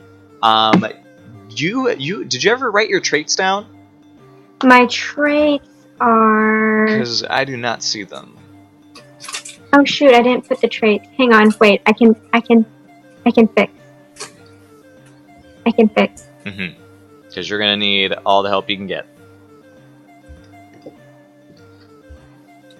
Don't remember the. Okay. I don't remember my trait. That's really sad. Since hang on, I can do this real quick. You sure? Yes. You usually would you have 2, I think. Oh. Well,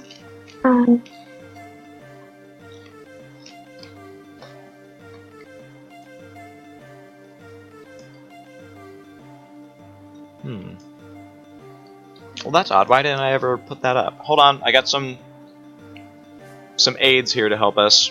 These little tables that will tell us how to use these funny little rules for conflict. There we go. I'm gonna set it right over here. Alright, so if you see this, it has all the actions you can take for this conflict. Okay. Are you able to find them, Gibbs? I'm still looking through them. Yeah. Okay, well, let's just go ahead and say you'll tap one. Got it. Oh, you got it? Okay. My traits: Guard's Honor, Generous, Fearless, and Sharp-Eyed. All 1. Wow. You want to use Guard's Honor to help yourself in this case? It'll give you a +1. Yes. Okay. Just to be warned, you cannot use a trait more than once to help you for a session. So I remember that from the last time I played with you. Exactly. So you have 3, 4. I think you're rolling 7 dice. 7 dice. So do the copy paste thing and put 7 in front. Exactly. 7. 3 successes. Well, what's your health? My health's 5. 5. So you have a total of 8, just like the chipmunk, or not the chipmunk, the squirrel. So, do I need to change my health to 8 now? No. This is just for the conflict. So, here's what we need to do. We need to figure out who's going first, second, and third. And you guys need to choose one of these actions. You need to choose attack, defend, feint, or maneuver. Now, attack is exactly what it sounds like. You are attacking your foe. You're trying to whittle their, disposition down to 0. Because the conflict will not end until one of you hits 0. So what's going to happen is if you choose attack against attack, then both of you do damage to each other.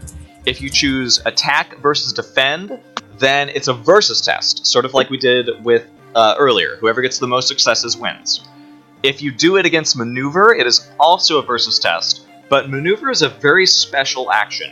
Maneuver sets up the next roll. So you would use maneuver to get as many successes as you can, and then you would purchase, with those successes, certain effects. So I could give a -1 to my opponent, or I could give a +2 to the next player who's going to do their action. So maneuver is sort of used to like disarm your opponent or to buff your allies. If you choose feint, feint is a trick. It's a surprise attack that does damage. Here's the thing though, feint only works against defend. If you do feint against defend, then the defender does not get to roll any dice. You get to roll all the dice. If it's against maneuver, then they're both independent. You still do damage, but the maneuver still works. If you play feint against an attack, then you do not get to roll dice. The attacker sees through your feint, and they punish you for it. That's Good game, everybody. Everybody did a good job. Woot gives us persona points. That's very good, because this is going to be a heavy conflict. So each of you, Arcane, Gibbs, and Mama, you each have a persona point for this, okay? All right. All right. Can do. So here's what we're gonna do. Just make sure that you know that you have 2 persona points, Gibbs. That's it. I'll tell you if you should use them or not for now. Okay. Okay. So you guys need to collaborate. Who's doing what on which turn? What do you think this flying squirrel is going to do on each of its turns? I have its actions now. Okay, let's go. Let's do it. I had to think. Like, Yo. So, who's going first? I think it's honestly going to attack first. It's been met with no resistance so far. If it hasn't had a problem yet, attacking first is its most likely cause of... Interesting. Yes.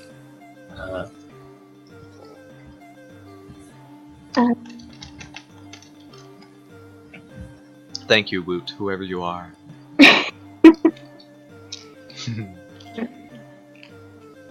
So what is the utility of feint again? Just remind me. If you play feint against a defend, then they do not get to roll any dice. You get to attack directly with no resistance. If you play feint against attack, then you are the one who has been duped. And they get to roll all their attack dice, and you don't get to roll anything. I think if it's met with resistance, it'll then defend. So I think its strategy is going to be probably attack and then defend. So I think we should defend and then feint and then attack. Okay. I would say defend first.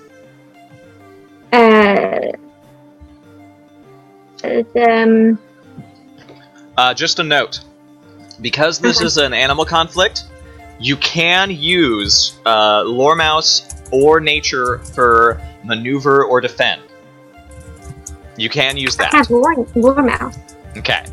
But I'm going to say you can use your fighter. That's not for every Mouse Guard game, so don't hold me to this. I just think it's okay if you use that in this instance, depending if which is better. So you guys, yeah, you think you're going to defend first, but who's going to do the defending?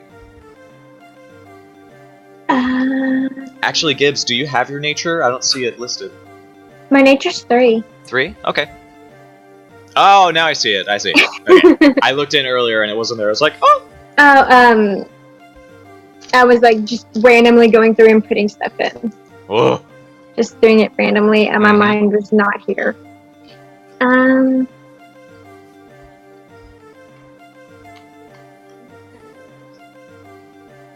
thinking...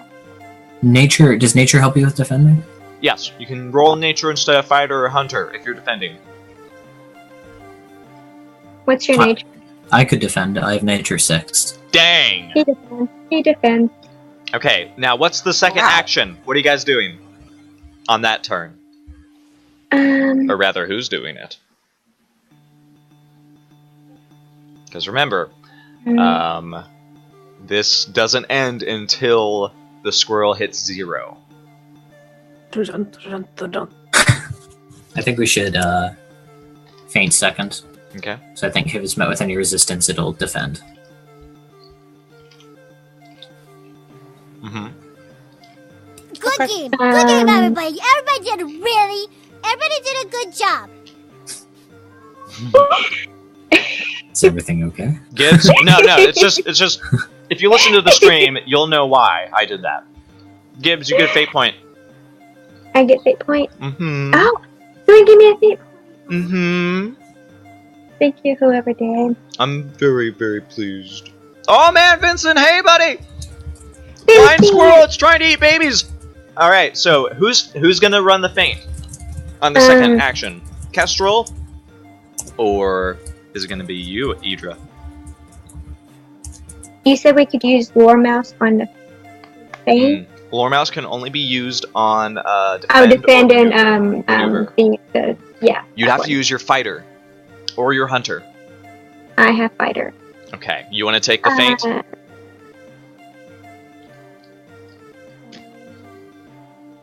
What's your, do you have hunter or fighter? Mama? Mama? Yeah, I have 3 in both. 3 in both. I have 3 on fighter. Okay, so either of you I can do the feint. Okay. So, Erna's taken defend first, then we're going to Idra with the feint second.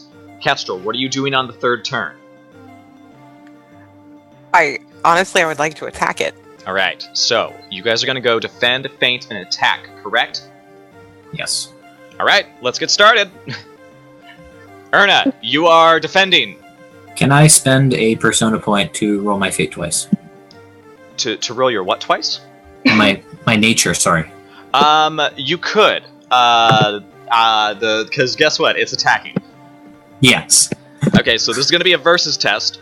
If you tap your nature with a persona point, it means you're going to be losing a nature because this is against your nature. Is defending not a mousy thing in this case? Right, not unless you're running away.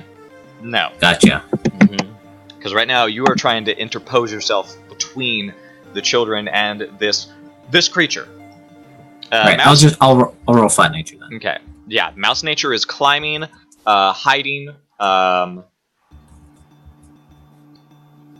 actually, I know how you could do. Ooh, I know how you could do this.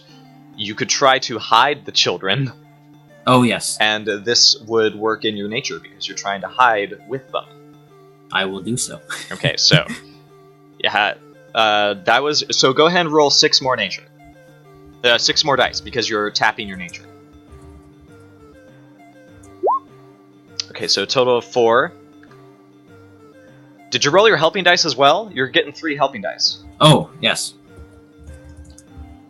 All right. Well, the squirrel is unable to really get any ground here. It sort of lunges forward, creeping, now uncertain because there's so many new mouse smells in this room. What's going on? What do you do in this action? What do you do as it sort of starts approaching the children? So I have. This is still a large room. There are like doors and furniture and things, like around in the area, right? Oh yeah. All right, so I'm going to kind of jump in front of it, and I have this. She is not very fond of her mentor's choice of giving her a red cloak because it might be obvious that red doesn't really suit her out in the wilderness. Oh, that's right. A good distraction as she whips it, gets the kids, and hustles them into a side room, tilting over a chair in the wrong direction to make it seem as if they went into a different room. All right. Okay. It's successful. It sort of is hung up on this space. It thinks like that where they go, you put a little Houdini on it, and now it's sort of like going to become very uncertain. What are you doing, Idra? What was your action choice? It was the Fang. Yep. Okay. It was indeed. It is. I didn't know if I was pronouncing it right. You've got it. It is defending, so you get to roll everything you want. What's your fighter? My fighter is 3. Is 3. Do you? You're getting 3 helping dice for this, so you're going to be rolling 6 dice. Do you want to use a trait to help yourself? I can use Fearless. Fearless, Because- certainly. I can only use 1 trait. That's it. Yep. That's right. Okay. Okay, So, so that's 7. 7. Do you want to use any percent points or anything like that? Because what Erna did is you can actually tap your nature and add your current nature to your roll. But if it's against mouse nature, if you're not doing mousy things, then it gets reduced by 1. So you could get 3 more dice in on this if you want to do just a terrific amount of damage. Yes. Okay, so go ahead and spend a percent point, tap that nature, and that's 10 dice right now. I have a question. Sorry, Yes. real quick. If I ever I can't advance to 7 nature because that will take me out of the campaign permanently, right?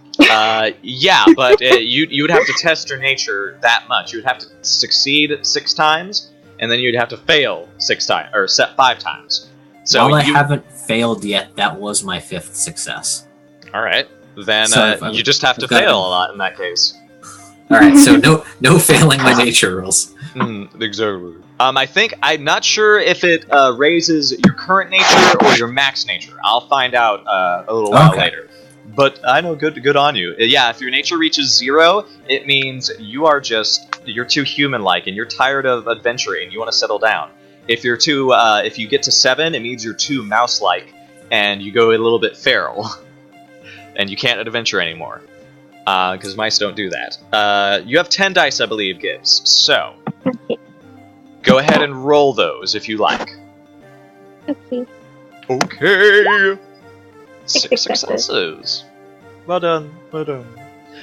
It takes 6 damage. That means it has 2 health left in its disposition.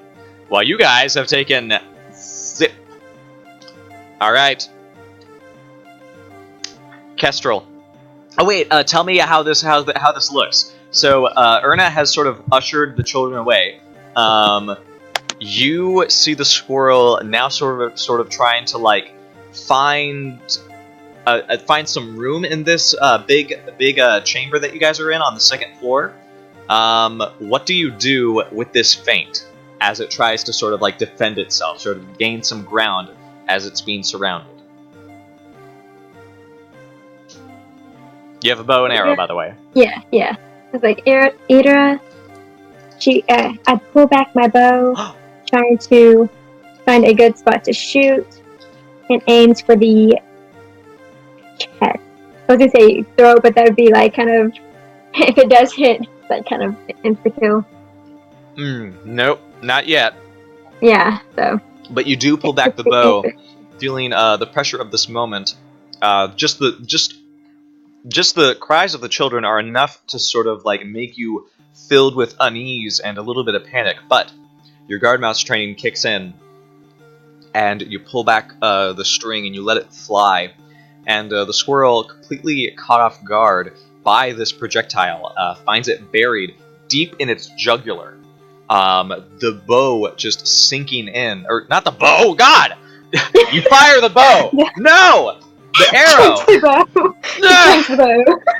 Just throw it. No, the arrow sinks into its neck, deep, like almost all the way in, and it begins to panic. And in fact, it panics by attacking. Kestrel, you are attacking as well, yes? Yeah. Dang it. Right, so this means that we are both going to do damage. Go ahead and get your dice ready. You're getting 3 helping dice. Do you want to use a trait to help you? Yes. I want to use my level 2 tough. Alrighty. I'm rolling for the squirrel. Let's see how much damage it does. 3 successes. Okay. All right. What weapon are you wielding, by the way? I have a sword. Do you want to use your sword to give you a +1 on attack actions?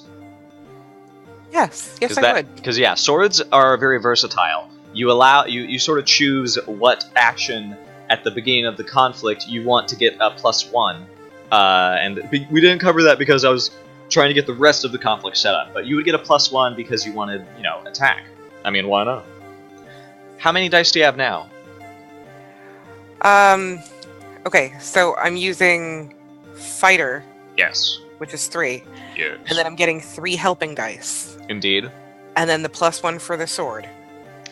Indeed. And a trait, yes? And do I get 2 for tough because I'm level or? Yeah, If tough is level 2, then that means you can use it whenever you want, basically. Okay. Yeah, it won't be burned out for one session. Just by using it once. Okay. Okay, so you get a +1 from that. Okay, so that gives me 8.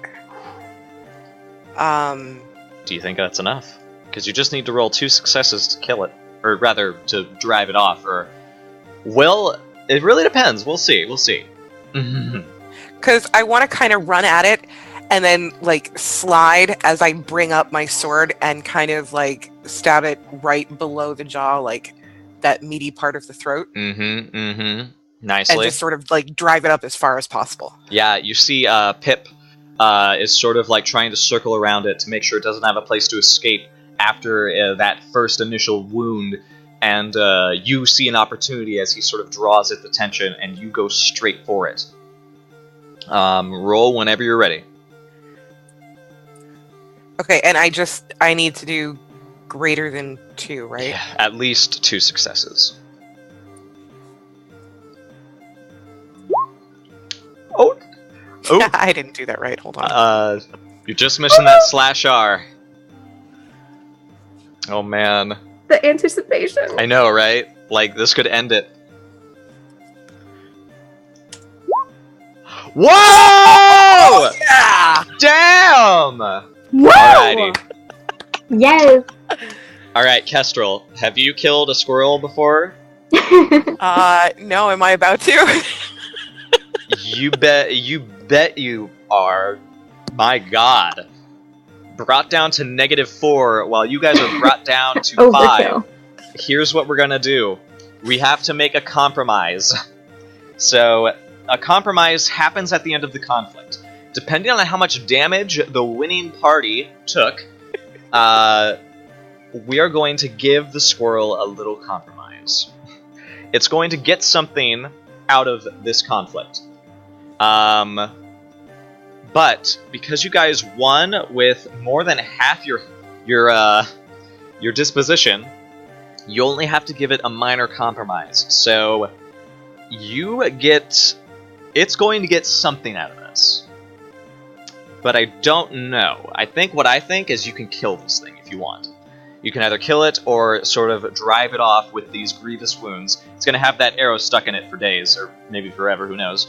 Or you could put an end to it. But I feel like because you are the one who has been dealt the killing blow and also taken damage, you and Pip are going to get the injured condition. Okay. Alright, does that sound okay to you? Yes. Okay. Yeah, that sounds good. So go ahead and tell me what happens as you start charging this squirrel. As it sort of whirls on Pip, this old fur, this ex-guard mouse guard, as he sort of swipes his sword at its muzzle, sort of driving it back on all of its fours. All right. Keth takes advantage of this moment that Pip has given her by his actions, and she runs forward and slides underneath the squirrel and shoves her sword up into the squirrel. To the hilt? As far as it'll go. Right under the jaw hinge. Right next to Eardra's arrow, right? Yeah. I think you actually feel it split as you ram sword through the thick fur, and the squirrel begins to thrash, but you hold fast, trying to just drive it into what you hope is the final length that will kill it. And finally, it begins to weaken and falls to the ground. A very small trickle of blood coming from its wounds, but those 2 wounds have dealt a fatal blow. Unfortunately, through its thrashing, it appears to have definitely bitten your flank, and it's a very painful, deep bite that is it's going to be bleeding for a while. But you also notice that Pip has sort of fallen back, breathing heavily. Apparently, the battle as well as the stress of the situation have sort of like caught his old fur body off guard, and he's extremely.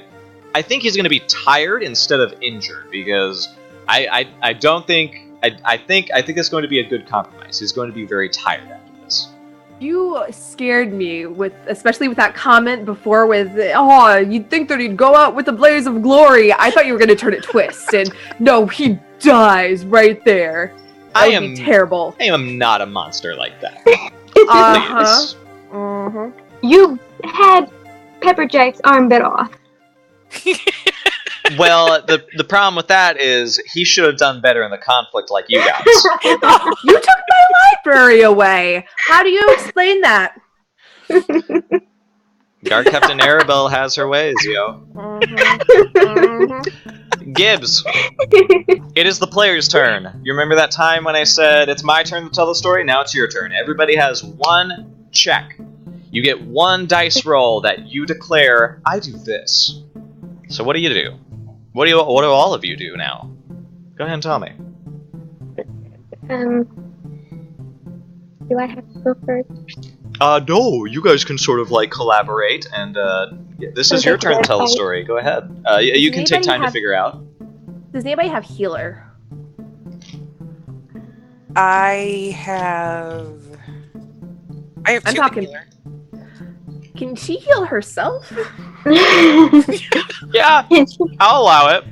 Okay. Once that comes up, I'll give you a bunch of helping dice if I can find some helping dice to throw at you or something. Because I just want you to be okay, girl. So here's the thing, Mama. You can make a health check of obstacle 4 to overcome the pain and discomfort, or you can make an obstacle 3 healer check.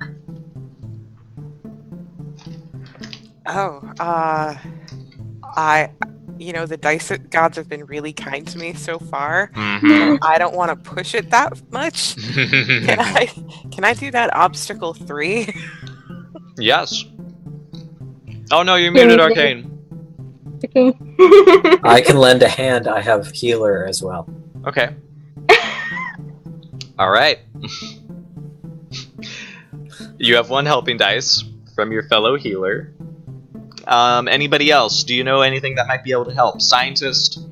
I don't know. A wise, perhaps? If not, it's totally fine. Yeah, I don't think I have anything. What if you could scavenge or something for healing herbs, or I mean, I could do maybe take a piece of cloth off the survivalist windmill to make like a bandage. You just rip off their fucking curtains and like, we need this. People We are got this guy. bleeding. I saved your babies. It's true. It's true. I could also use, I don't know, survivalist. Yeah. I think that's more of like out in the wild if you need to like make Survivalist, maybe you could get some, I don't know, water. water, Some- herbs. I know what like kind of Healing herbs. herbs. Yeah, can but help harvester stuff. harvester is usually used for that sort of thing. No, fair. I got a star-wise, and I've got a Corvid-wise. So if any of your healing has to do with where the sun or the stars are positioned in the sky, I can help you. Or if some crows or corvids know some crazy, awesome healing techniques, I could help you there. But otherwise, I think your leg was for some reason like a talon. I have birdwise. If it was caused by a bear trap, or you wanted it made into a bear trap. No. I have Weaver. I can make a bandage. I will allow that. That's smart. That's a very good use of that. Are you saying what I said was not smart? I thought it was the smartest thing I've ever said. I'm sorry, I can't help myself. It's only up from here. The stars must align. So many times I wanted to use Starwise. The sun is a star. I know what that sounds like. The moon is No, here's what you need to say. You need to say, Kestrel, you're the star. You are the star. You are the brightest star. I'm sorry, Gibbs. I don't wanna hurt you. I'm dying. You must be Venus during the spring equinox, because you're the brightest star in my sky. God bless it. Damn. That's good. That's good. I'm really sad that cannot be helping us. Dear Lord. I'm crying. Oh, yay! Oh, we did it. Mama, are you ready to roll?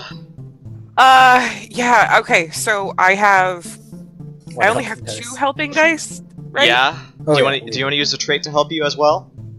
I already used tough. Oh, you can use it again because it's level 2. Oh, yeah, okay. Yeah.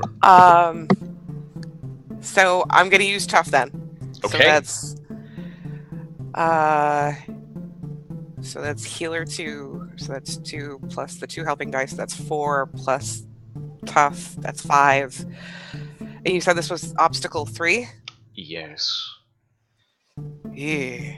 Yes. Can I donate some of my own, either persona or fate points, over to her since I don't have any helping dice? No.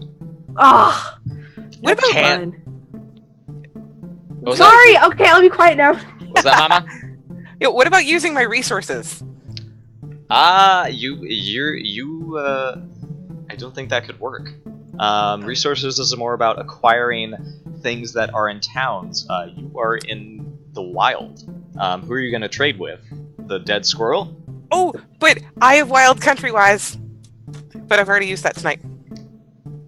Oh, but wises can be used for helping dice whenever. They are not like traits. They are like specific sets of knowledge that you can call upon whenever. Okay. You just have to tell me how you use that. Because there are some herbs and things that only grow in the wild and not in the more cultivated lands. That's true. And I can describe things for the rest of the party or the other mice for them to run out and go snatch for me, so I can make a poultice or some sort of thing to... I think that's an excellent plan. Go ahead and go forth with this obstacle 3 healer check. Alright, that gives me 6 dice then. If only I had Laborer to help you out. Labor and find all those herbs. I have labor. I think. That's very good. I was Laborer. joking. I believe. I believe 4 successes. I can fly. You, after getting some help from your fellow guards mice, except for No, I Ada, cannot. you get your injured condition marked off. Yes! Thank you, Dice Gods! And party. And Joe. And maybe Ida. I try. I feel like this why whole am I session- being so mean to you this session? This is fantastic. I feel like Why? this whole session, Ada's just been like in the background yelling, "The crows might have something to help with it." Look at the sun; it's a star. What else would you like to do, friends? Can we help our dear old veteran friend to recover from his tiredness? How? You can't really do Get Bring him over a and- chair. Yeah. Carry him to the couch. You can, I guess? We can carry him to the couch. Okay. So you can sort of ease him downstairs into one of the rooms that they have furnished onto one of the couch cushions, and he's clearly out of breath, and he has let the sword drop from his paw, and by the time Winston was able to get to the top of the stairs, the squirrel was already dead. And he follows along, sort of asking you guys, What's wrong? Is he all right? Are you all right, dear? And he sort of puts a paw on the other old fur shoulders, and tiredly, Pip sort of goes, "Hey, I could have used my cloak, but the sword was a good start." And he's clearly out of it, but you can help him downstairs, and by that time, their daughters are there to sort of to get the lay of the situation. I'll bring the children back into the room as well, so they can avoiding the corpse. Oh yeah, Shielding their eyes. Oh, there you go. Yeah, you just put a sheet over them. I got a cloak. The cloak. There you go. Oh, yay! They clutch it very nervously as they sort of shuffle behind you. Very overwhelmed with the situation. I mean, the bed got overturned as they were hiding, so they're a little terrified, but they're slowly coming down from it. They get into that phase of crying where they don't really make noise. They just sort of go. Yes, exactly. There. Yeah. But you, I guess, you're there. Do you want to make a roll of some sort, perhaps? No, I think we were just gonna give him some time to relax into a safe place again. All right. How typical is it in this universe? Would it be unusual to take I don't know, a squirrel tail for later, or have a cloak or a belt or something? I don't know. Is that normal? It is a fashion statement, certainly. You can, oh my god, take the tail. You can give me a hunter check to see if you can somehow get some of these parts that you need. However, in order to fashion them into something to wear, you would need a weaver. Yeah, we can handle that one later. And guess who has weaver? Yeah, Idra. So here's what you'll need to do. Give me a hunter check. Obstacle 4. In order to get the parts you need for the type of cloth that you want. You can skin this thing, you can take its tail, you can get whatever you need. And that will influence the weaver check. Okay? Obstacle Gotcha. 4. Does anybody want to help? I have Hunter 3. Okay. I don't know if I have anything I can help with. Let me look. I have Survivalist. Ooh, I don't think so. But Survivalist can be used for skinning when they go and hunt. Because you have to know how to skin the animals. For people, yes. These are little mice. It's not very mouse-like to survive by hunting down and skinning something. The survivalist knows how to make shelters, find water, build fires, and to jury-rig some fashioned tools. Predator-wise. Predator-wise? That helps. That helps! They was trying to eat our babies. Mm-hmm. Okay. Anybody else? I know, Kestrel, you have Hunter. Predator-wise. I do, but I think Cook would be a better way to help because cooks have to know how to slice the meat Butcher. to get the most. You might need to boil some of this to make sure the flesh comes off easily after you skin it. Bread and tanning hides. Also, fun fact: you need to boil a squirrel twice before you actually eat it. Is that so? Yes.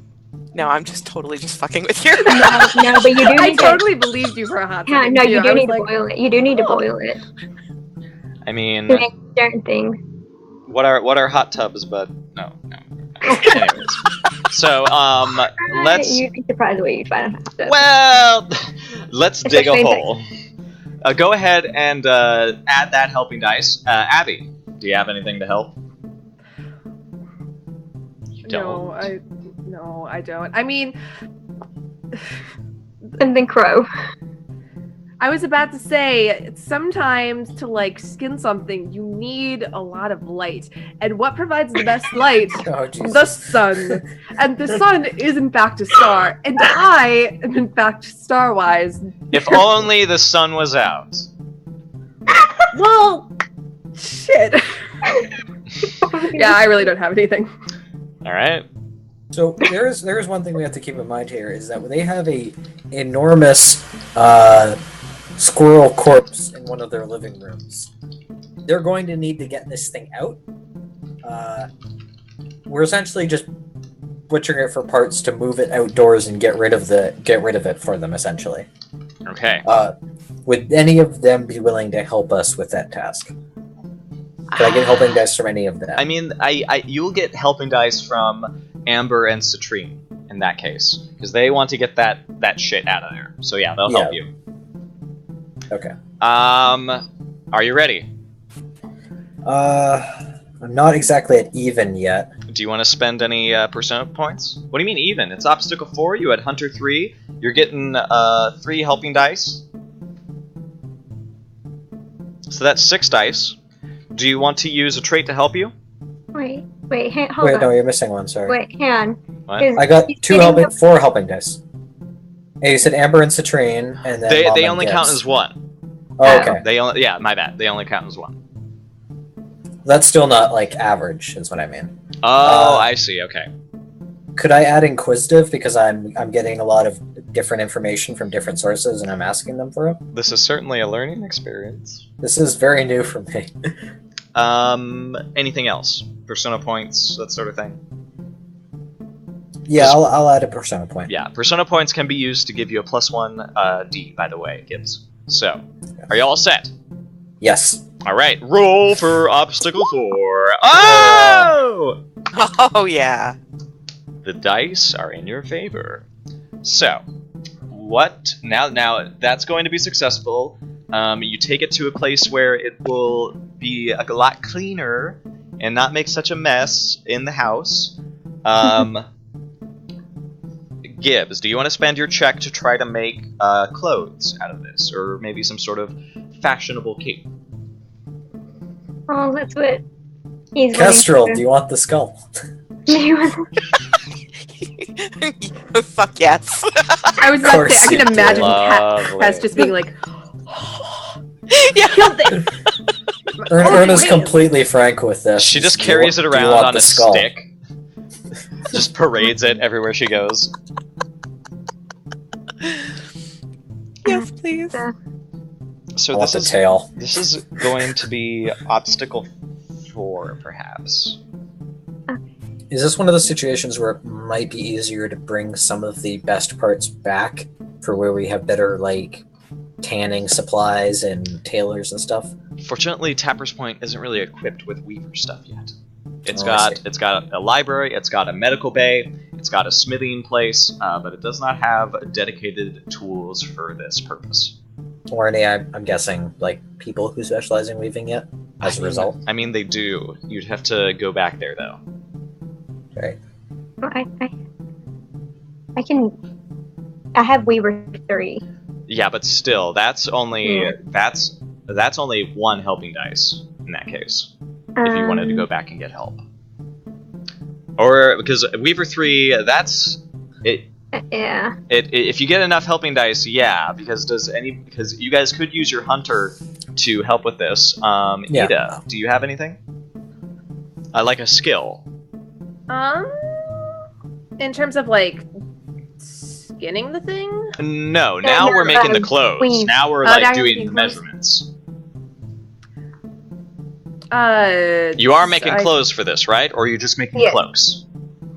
The Cloaks is going to be obstacle 3. Straight up clothes Cloaks. is going to be obstacle 4. cloak. Okay. The closest I would have would maybe be archivist, because I know about lots of different kinds of clothes, and I might know like oh, well, maybe this one's the easiest to make, but that's still a stretch. It is a stretch. But yeah. But I would allow it. It would just set up the fact that you must have received some material that exposits about this particular stuff. Mm-hmm. Okay. Which would probably be difficult to find in the library now.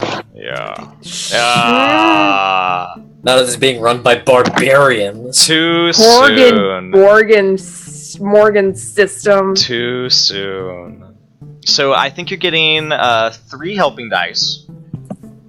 Mm-hmm. Do you want to use a trait to help you as well, Gibbs? Trait.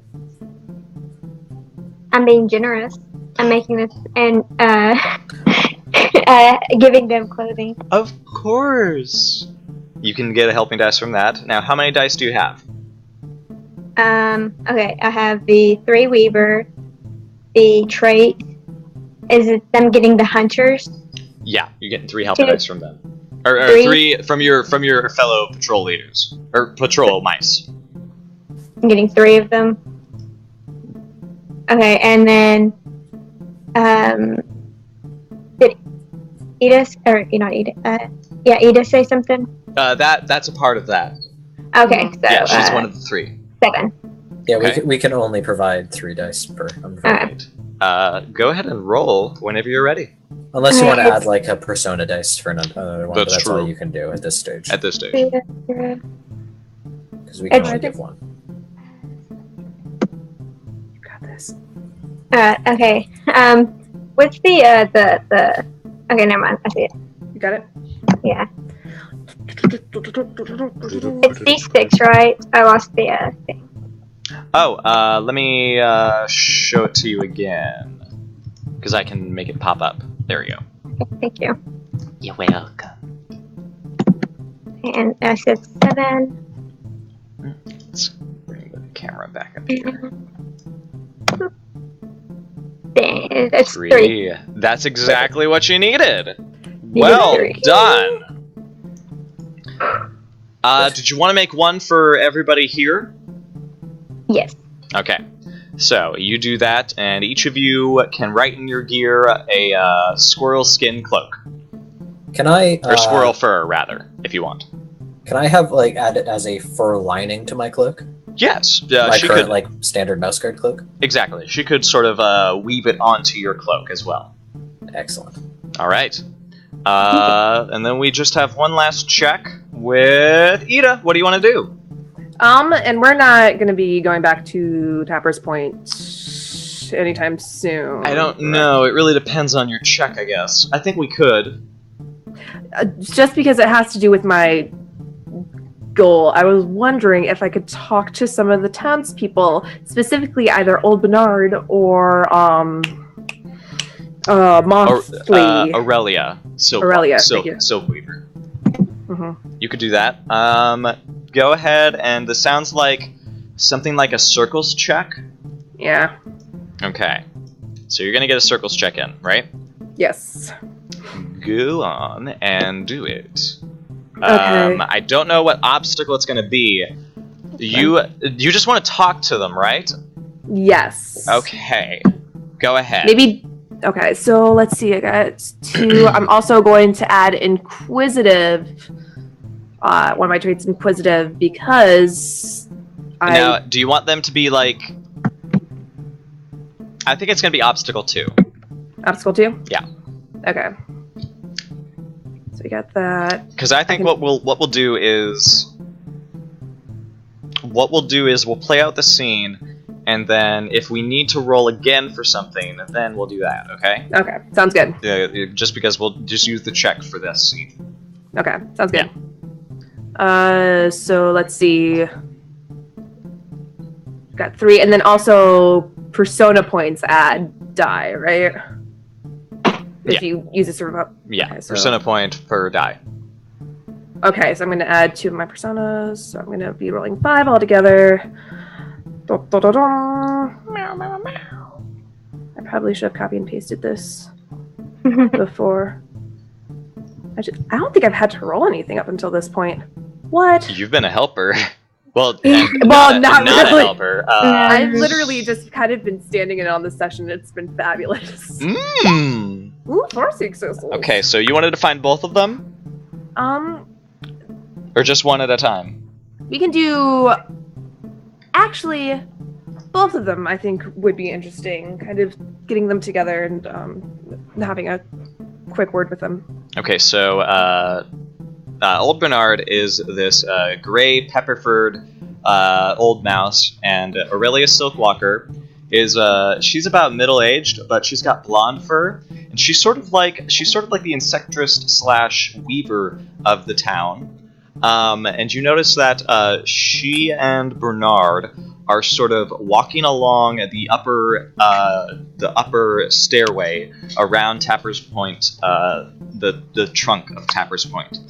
And you see that they are sort of arguing as they walk, almost.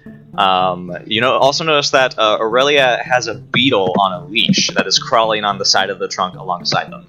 And you hear him sort of gruffly say, "Well, if the guard is to be present here, it would be best if we put trust into someone we know we can. I wouldn't say push around, but, have some say. Someone who will cow to us." And excuse me. Oh, sorry. Go ahead. No, she's sort of like she sort of like she hisses and sort of bites her tongue, but then she notices you, and like it's a short walkway. You can't really sink, so she just says hello as she passes you. Actually, you two were exactly the two I was looking for. Do you mind if I have something to discuss with you? Do you mind if I walk with you? They look a bit surprised, and then Aurelia sort of crosses her arms and says, "Well, what would a guard mouse want a part of this conversation in that case?" I would like to hear the opinions of townspeople about the current political goings-on. I know from personal experience that the townspeople have been getting more power as they should. The guards mice are here to protect the townsfolk, and that is something that I firmly believe in. However, I have found that most of the opinions of these have been from fellow guards mice. I very, very would like to hear your opinions as townspeople. Just for my own sake of mind, if you don't mind, of course. Bernard seems willing to engage this, but you notice that Aurelia Silkwalker is much Silkwalker. Yeah, Silkwalker. Okay, I was correct. Yeah, I was like, that's such a cool name. That can't be it. It's totally it. Okay. She sort of rolls her eyes, but Bernard is eager to speak on this, and he says, "Well, yes, it's something we should invest in.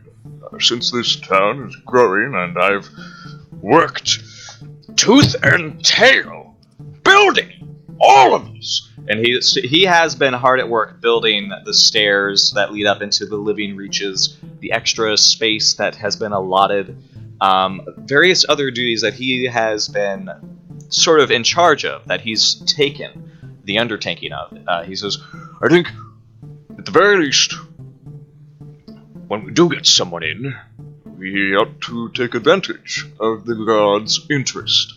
That is all I am saying." And Aurelia says, "There's a difference between getting the guard's interest and putting the guard in charge. I was never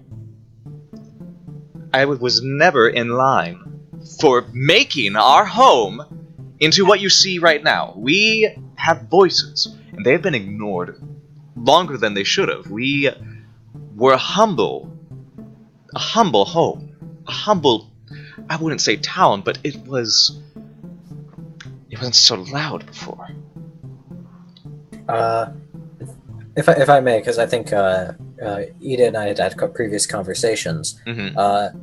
She would at least know that there had been a missions in the past where Aurelia's stock of silkworms had been threatened. And these were in fact saved by the intervention of guards mice. Yes. Her stocks had been pilfered, or silkworms were being taken away by ants. Oh yeah. And we intervened and protected them. Yes. Do you So- want to tell her this? She would at least know that. Oh, I would know that. She would. However, the purpose of this, and I say this as well, and I'm not saying this again to defend the guard being here or whatever. I myself, having been sent here, I have made what I think is the most of my time. I have built up a library. I feel like I have protected the people who have lived here. However, I feel that the guard basically came to your home and started expanding, perhaps without...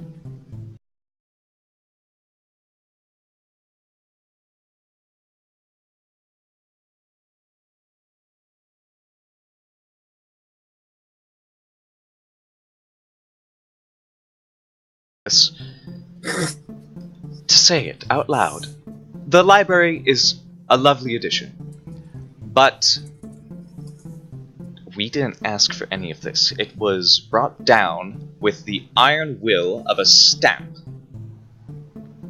and a letter. I agree. We were not asked, we were simply told this is what is happening. Bernard is confident that that's good, that is okay. But if you ask many of the original Tapper's Point residents, this is not what he would have liked. Matthew Tapper was a better mouse than that. This was meant to be an outpost. This was meant to be a steadfast home for the guards mice. It was not meant to turn into this.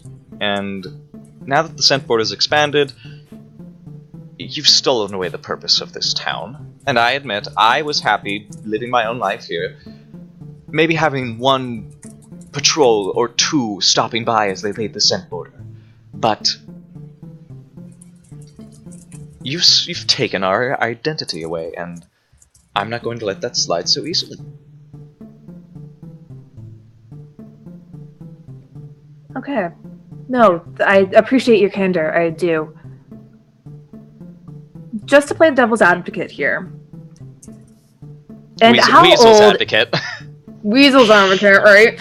How long ago, or does this Mouse Aurelia look old enough to remember the Weasel War, or have been like young during the Weasel War? She probably was young. Definitely not. She probably was. No, actually, she was probably a woman in her 20s around the Weasel War time. Mm-hmm. And this is not something that I've lived through personally, though I have heard stories. It's nothing like living through. My understanding is the reason for expanding the border is because we have no room. After the Weasel Wars, there were so many towns that were destroyed. At least from my understanding, expanding the scent border is trying to open up new homes for families that need them. However, I do agree there was probably a much better way to go about this than just barging in. I believe the guard should be here as for the safety of the townspeople. I don't believe the guard should come in and take away either the voice of the people or the ability of the people to speak for themselves. That is not something that I support whatsoever. The reason I'm telling you this is I turned to Bernard and then I turned to... I'm sure you know that there's a certain mouse who might be involved in the guard, who might be thinking about running for mayor. I'm assume that you're aware of this knowledge. Being he is the one that has made many of these changes, yes. And Bernard says, They're very productive changes, yes. Say, that we've worked hard on. You have. I feel That we there's. should not see wasted. I agree. And having. My concern is there have been very good things being made here. I just didn't know if this person was somebody that the community looked up to. What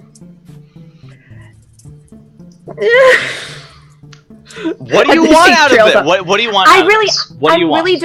I'm really just trying to get a feel for their opinion on a bunch of stuff. I'm trying to get a read on what Quincy really wants. I have so many questions for her. Okay. You want their opinion. You've got it. That's what the circles test was for. Bernard. I will do. Yeah. Bernard is for having Quincy perhaps as the mayor. Aurelia is not. She would rather have a local, an original local as mayor. She hasn't said she herself will be it, but that's the general stance. You feel as though the Tappers Point residents are sort of split 50-50. Okay. Some of them would like someone not an original resident to be in charge. The other half would like someone who has been here from the start. Yes, for sure. Bernard is pushing for Quincy, though. Okay. And he's the oldest mouse in Tappers Point, so he has some clout. Is there anything else? I think that's it. All right. Well, with this healthy discussion, they zoom away on their motorbike. And then that is where we go to rewards. Wait, we can't yet. Why not? Because this wasn't even the mission. It wasn't. The mission was to secure, to make the trail, right? Yes. But also to talk to the mill mice about supplying for Tappers Point. That's right. Fudge. Okay. You can talk to them about it. I assume this will happen before you guys leave for Tappers Point.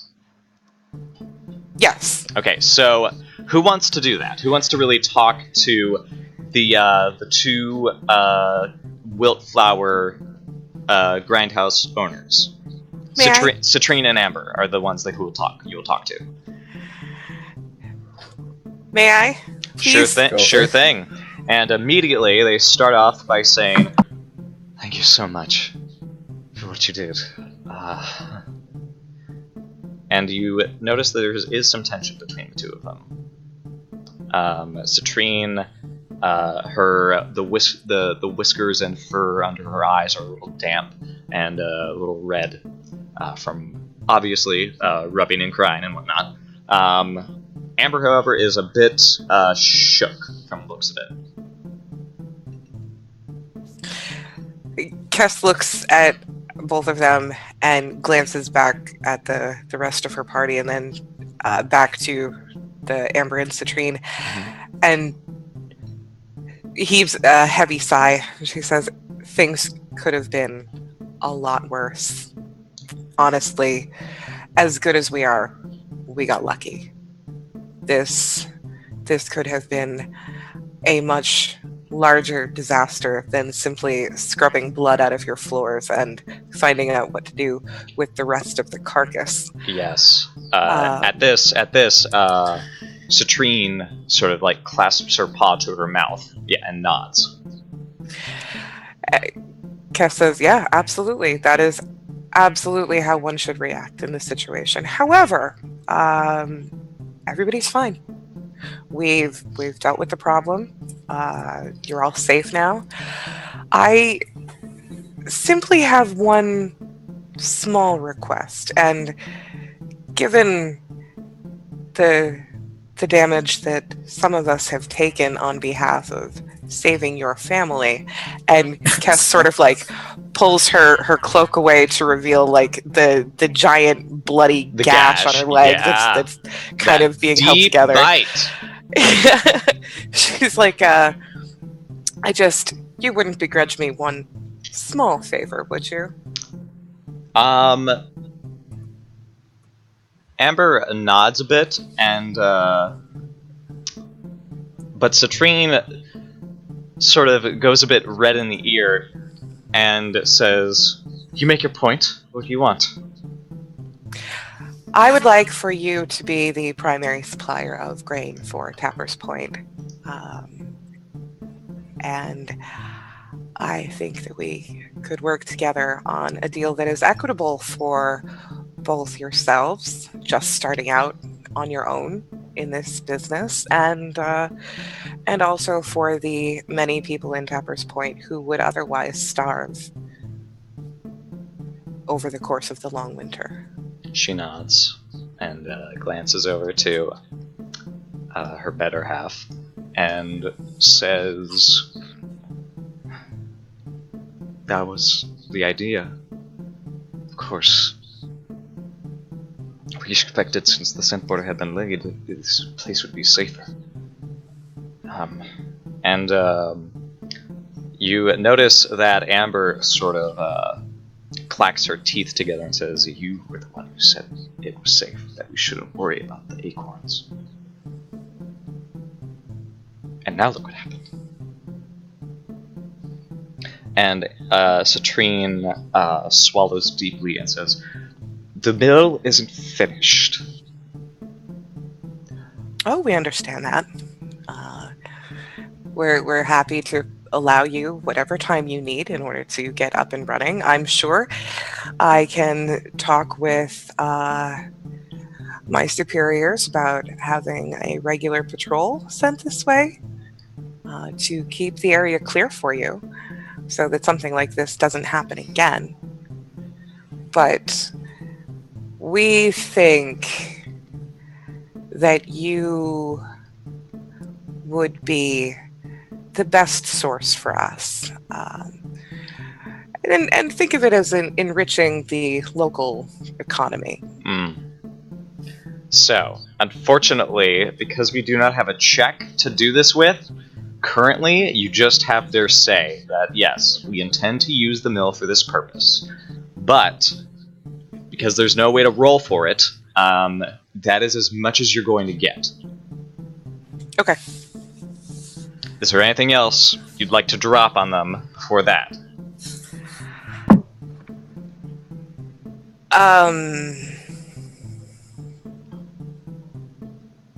No. Okay. And unless anybody else... Oh, Gibbs! Well, I was gonna say, instead of keeping the fox cloak, I was gonna give it to she's gonna give it to the children to, like, kind of wear. This this is either something that almost killed you, or no, this is proof that you scared away a flying squirrel. No one will believe you unless you have the spur, and then you can be like, "Oh yeah, you think I didn't actually face a flying squirrel? Well, look at this." It's like, here, this is for being so brave, and she, like, puts it around all three of them. Because that's how it fits. That's adorable. Yeah. Okay, this gesture will live on in their household for a long time. And I'm not going to say it's going to guarantee the little vocal agreement between Kestrel and them, but it is going to be a reminder of what would have happened if the Mouse Guard was not there. Yes. And instead of their still traumatized faces are a little bit uplifted, and they dry their tears, and this family snuggles up at night, and gosh darn, that the skin of your slain enemy will warm you in the night. It can go two ways, man. Could go two ways. Yeah, I think it. I mean, it can. The way you presented it was very sweet, but the reality of the situation is, Mouse Guard fucked that thing up. They better think twice. They tried to steal your babies. They better think twice, or else Or else we'll come and we'll skin you, and then we'll give your Not skin to the thing or else that we tried Gibbs is to. gonna get her bow and arrow. He tries to steal your Gabriel said babies, that. tried to steal your Yeah. babies, but we stole your baby's heart.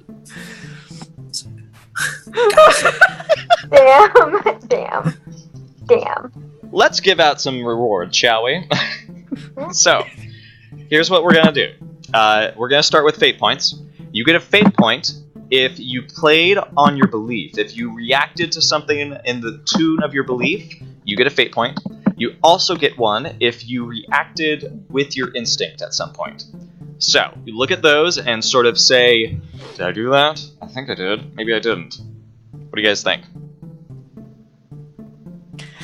I think I did. I have the best laid plans of mice may go awry, but they're still worth laying because we tried to make a plan regarding tracking down this squirrel.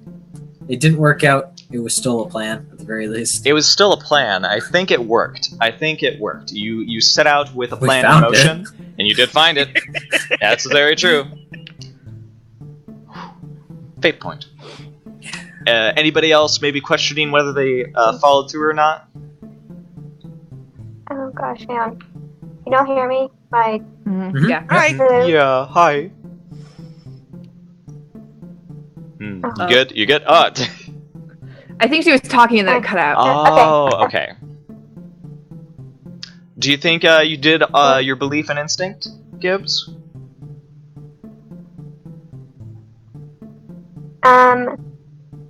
Yes. You. I believe I did. Mhm. My belief is I want to prove myself to my family that I'm not invisible. I want to make a name for myself in the Mouse Guard. She did kind of make herself not invisible with the kids and the others by like kind of preventing the I was gonna call it a fox. Preventing Oh, the the squirrel from attacking and then giving them the cloak. I think that really solved everything at the end. Was you giving them that cloak was like, that is the hardest way you can say what you meant to say. I approve so hard. Well done. And then my instinct is having trouble communicating with other mice, but try her hardest to get the point across by using any means possible. She did that too with the cloak. She's so cool. Idra is so cool. And now we go to our goals. What were your goals? Please tell me them and if you accomplished it. I do have to go soon, so I'll have to hurry up, I'm afraid. Okay. Sorry. I was I set out to discover predator risks along our prospective path that we were blazing. You I didn't have too much else to go out, but I think Agreed. discovered a risk. But you definitely discovered a risk and took it out. So persona point for you. Abby. Dig into the opinion of townspeople about the upcoming election. I totally did that. Totally. And I talked a lot about it. Sorry, goodness. Mama. Ooh, Kestrel. Kestrel did not make her goals. What were they? One was learn more about Etta. Is she the Etta? We didn't have our scene. We're gonna have to. Oh. Damn it! We've just been staring awkwardly at each other. Yeah.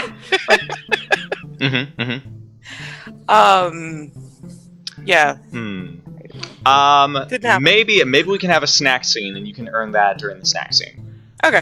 Gibbs, On what the was walk your? back. Oh yeah, what was yours? My goal was I will get everyone to the mill house. The big Yeah, house. the place, the mansion, safely and unharmed. You did, and more so, you made sure of that. So you get a persona point as well. We're gonna rock the next two rewards really quick. Who gets the most valuable player, and who gets the workhorse award?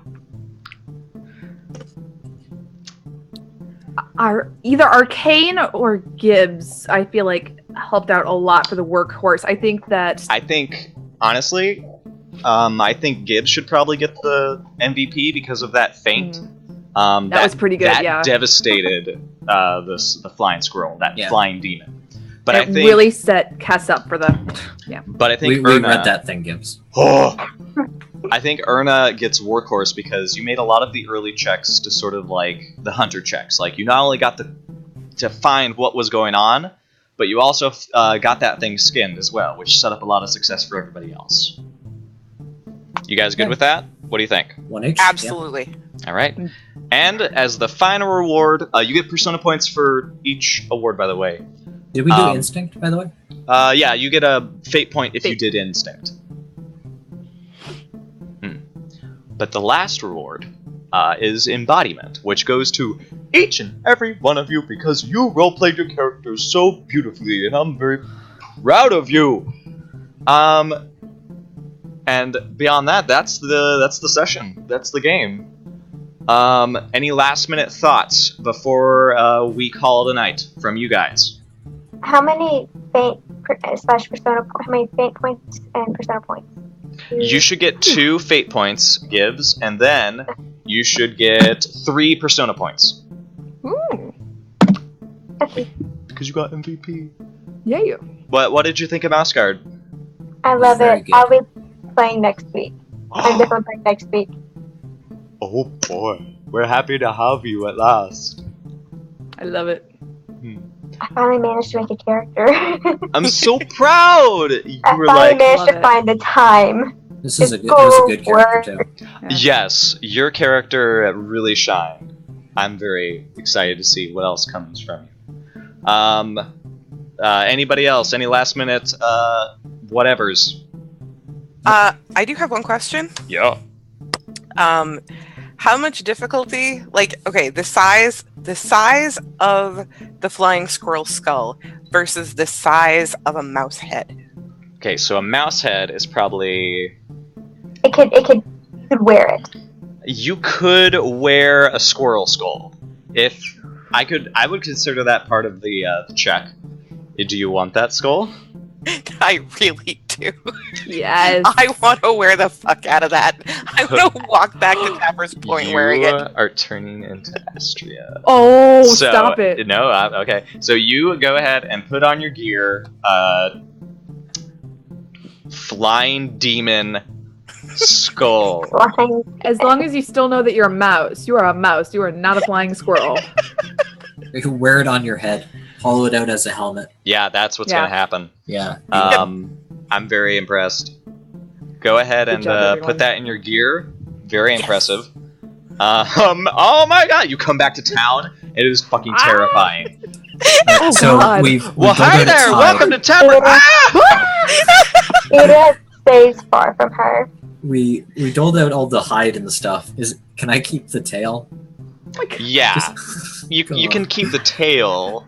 I don't know if you can wear it yet. That's probably gonna Ida be a can turn check. into a scarf. I can scarf for the winter Either- or Ida like can turn a into a lounge. Okay. Instead of a That's cape, you can have the tail scarf. Oh. But see, he I'll didn't have think about that. he didn't have a cape. He had it sewn in. It was sewn in. Do you want the tail to sort of be like sewn in that case? Yeah, around the neck. It could Yeah. be like a lining. Yeah. Yeah. All right, good stuff. Okay. All right, So I do have to go, however. Oh yeah. Let's show you guys off. We're not gonna raid anybody because gosh darn, it is TwitchCon and everybody is gone. Yeah. So- Ben is on. Ben is streaming. Oh gosh, what? I don't. Oh no, I'm not subscribed or not subscribed. I don't follow Ben. What's his raid? Ben is able. I'm Is that just it? I'm gonna disappear. I have some friends here. Yeah, go Bye. ahead, buddy. Bye. Bye, guys. Bye. Okay, I think I have Ben is able down. Got correctly, it. So let's go ahead. Give this beautiful man, a Oh, dear, lovely friend of ours, the love he deserves. Show him the Possum Posse. And I hope all of you have a splendid evening. Farewell. And I'll see you next time this Thursday with more Mouse Guard on the forefront. Farewell. Bye-bye. Bye.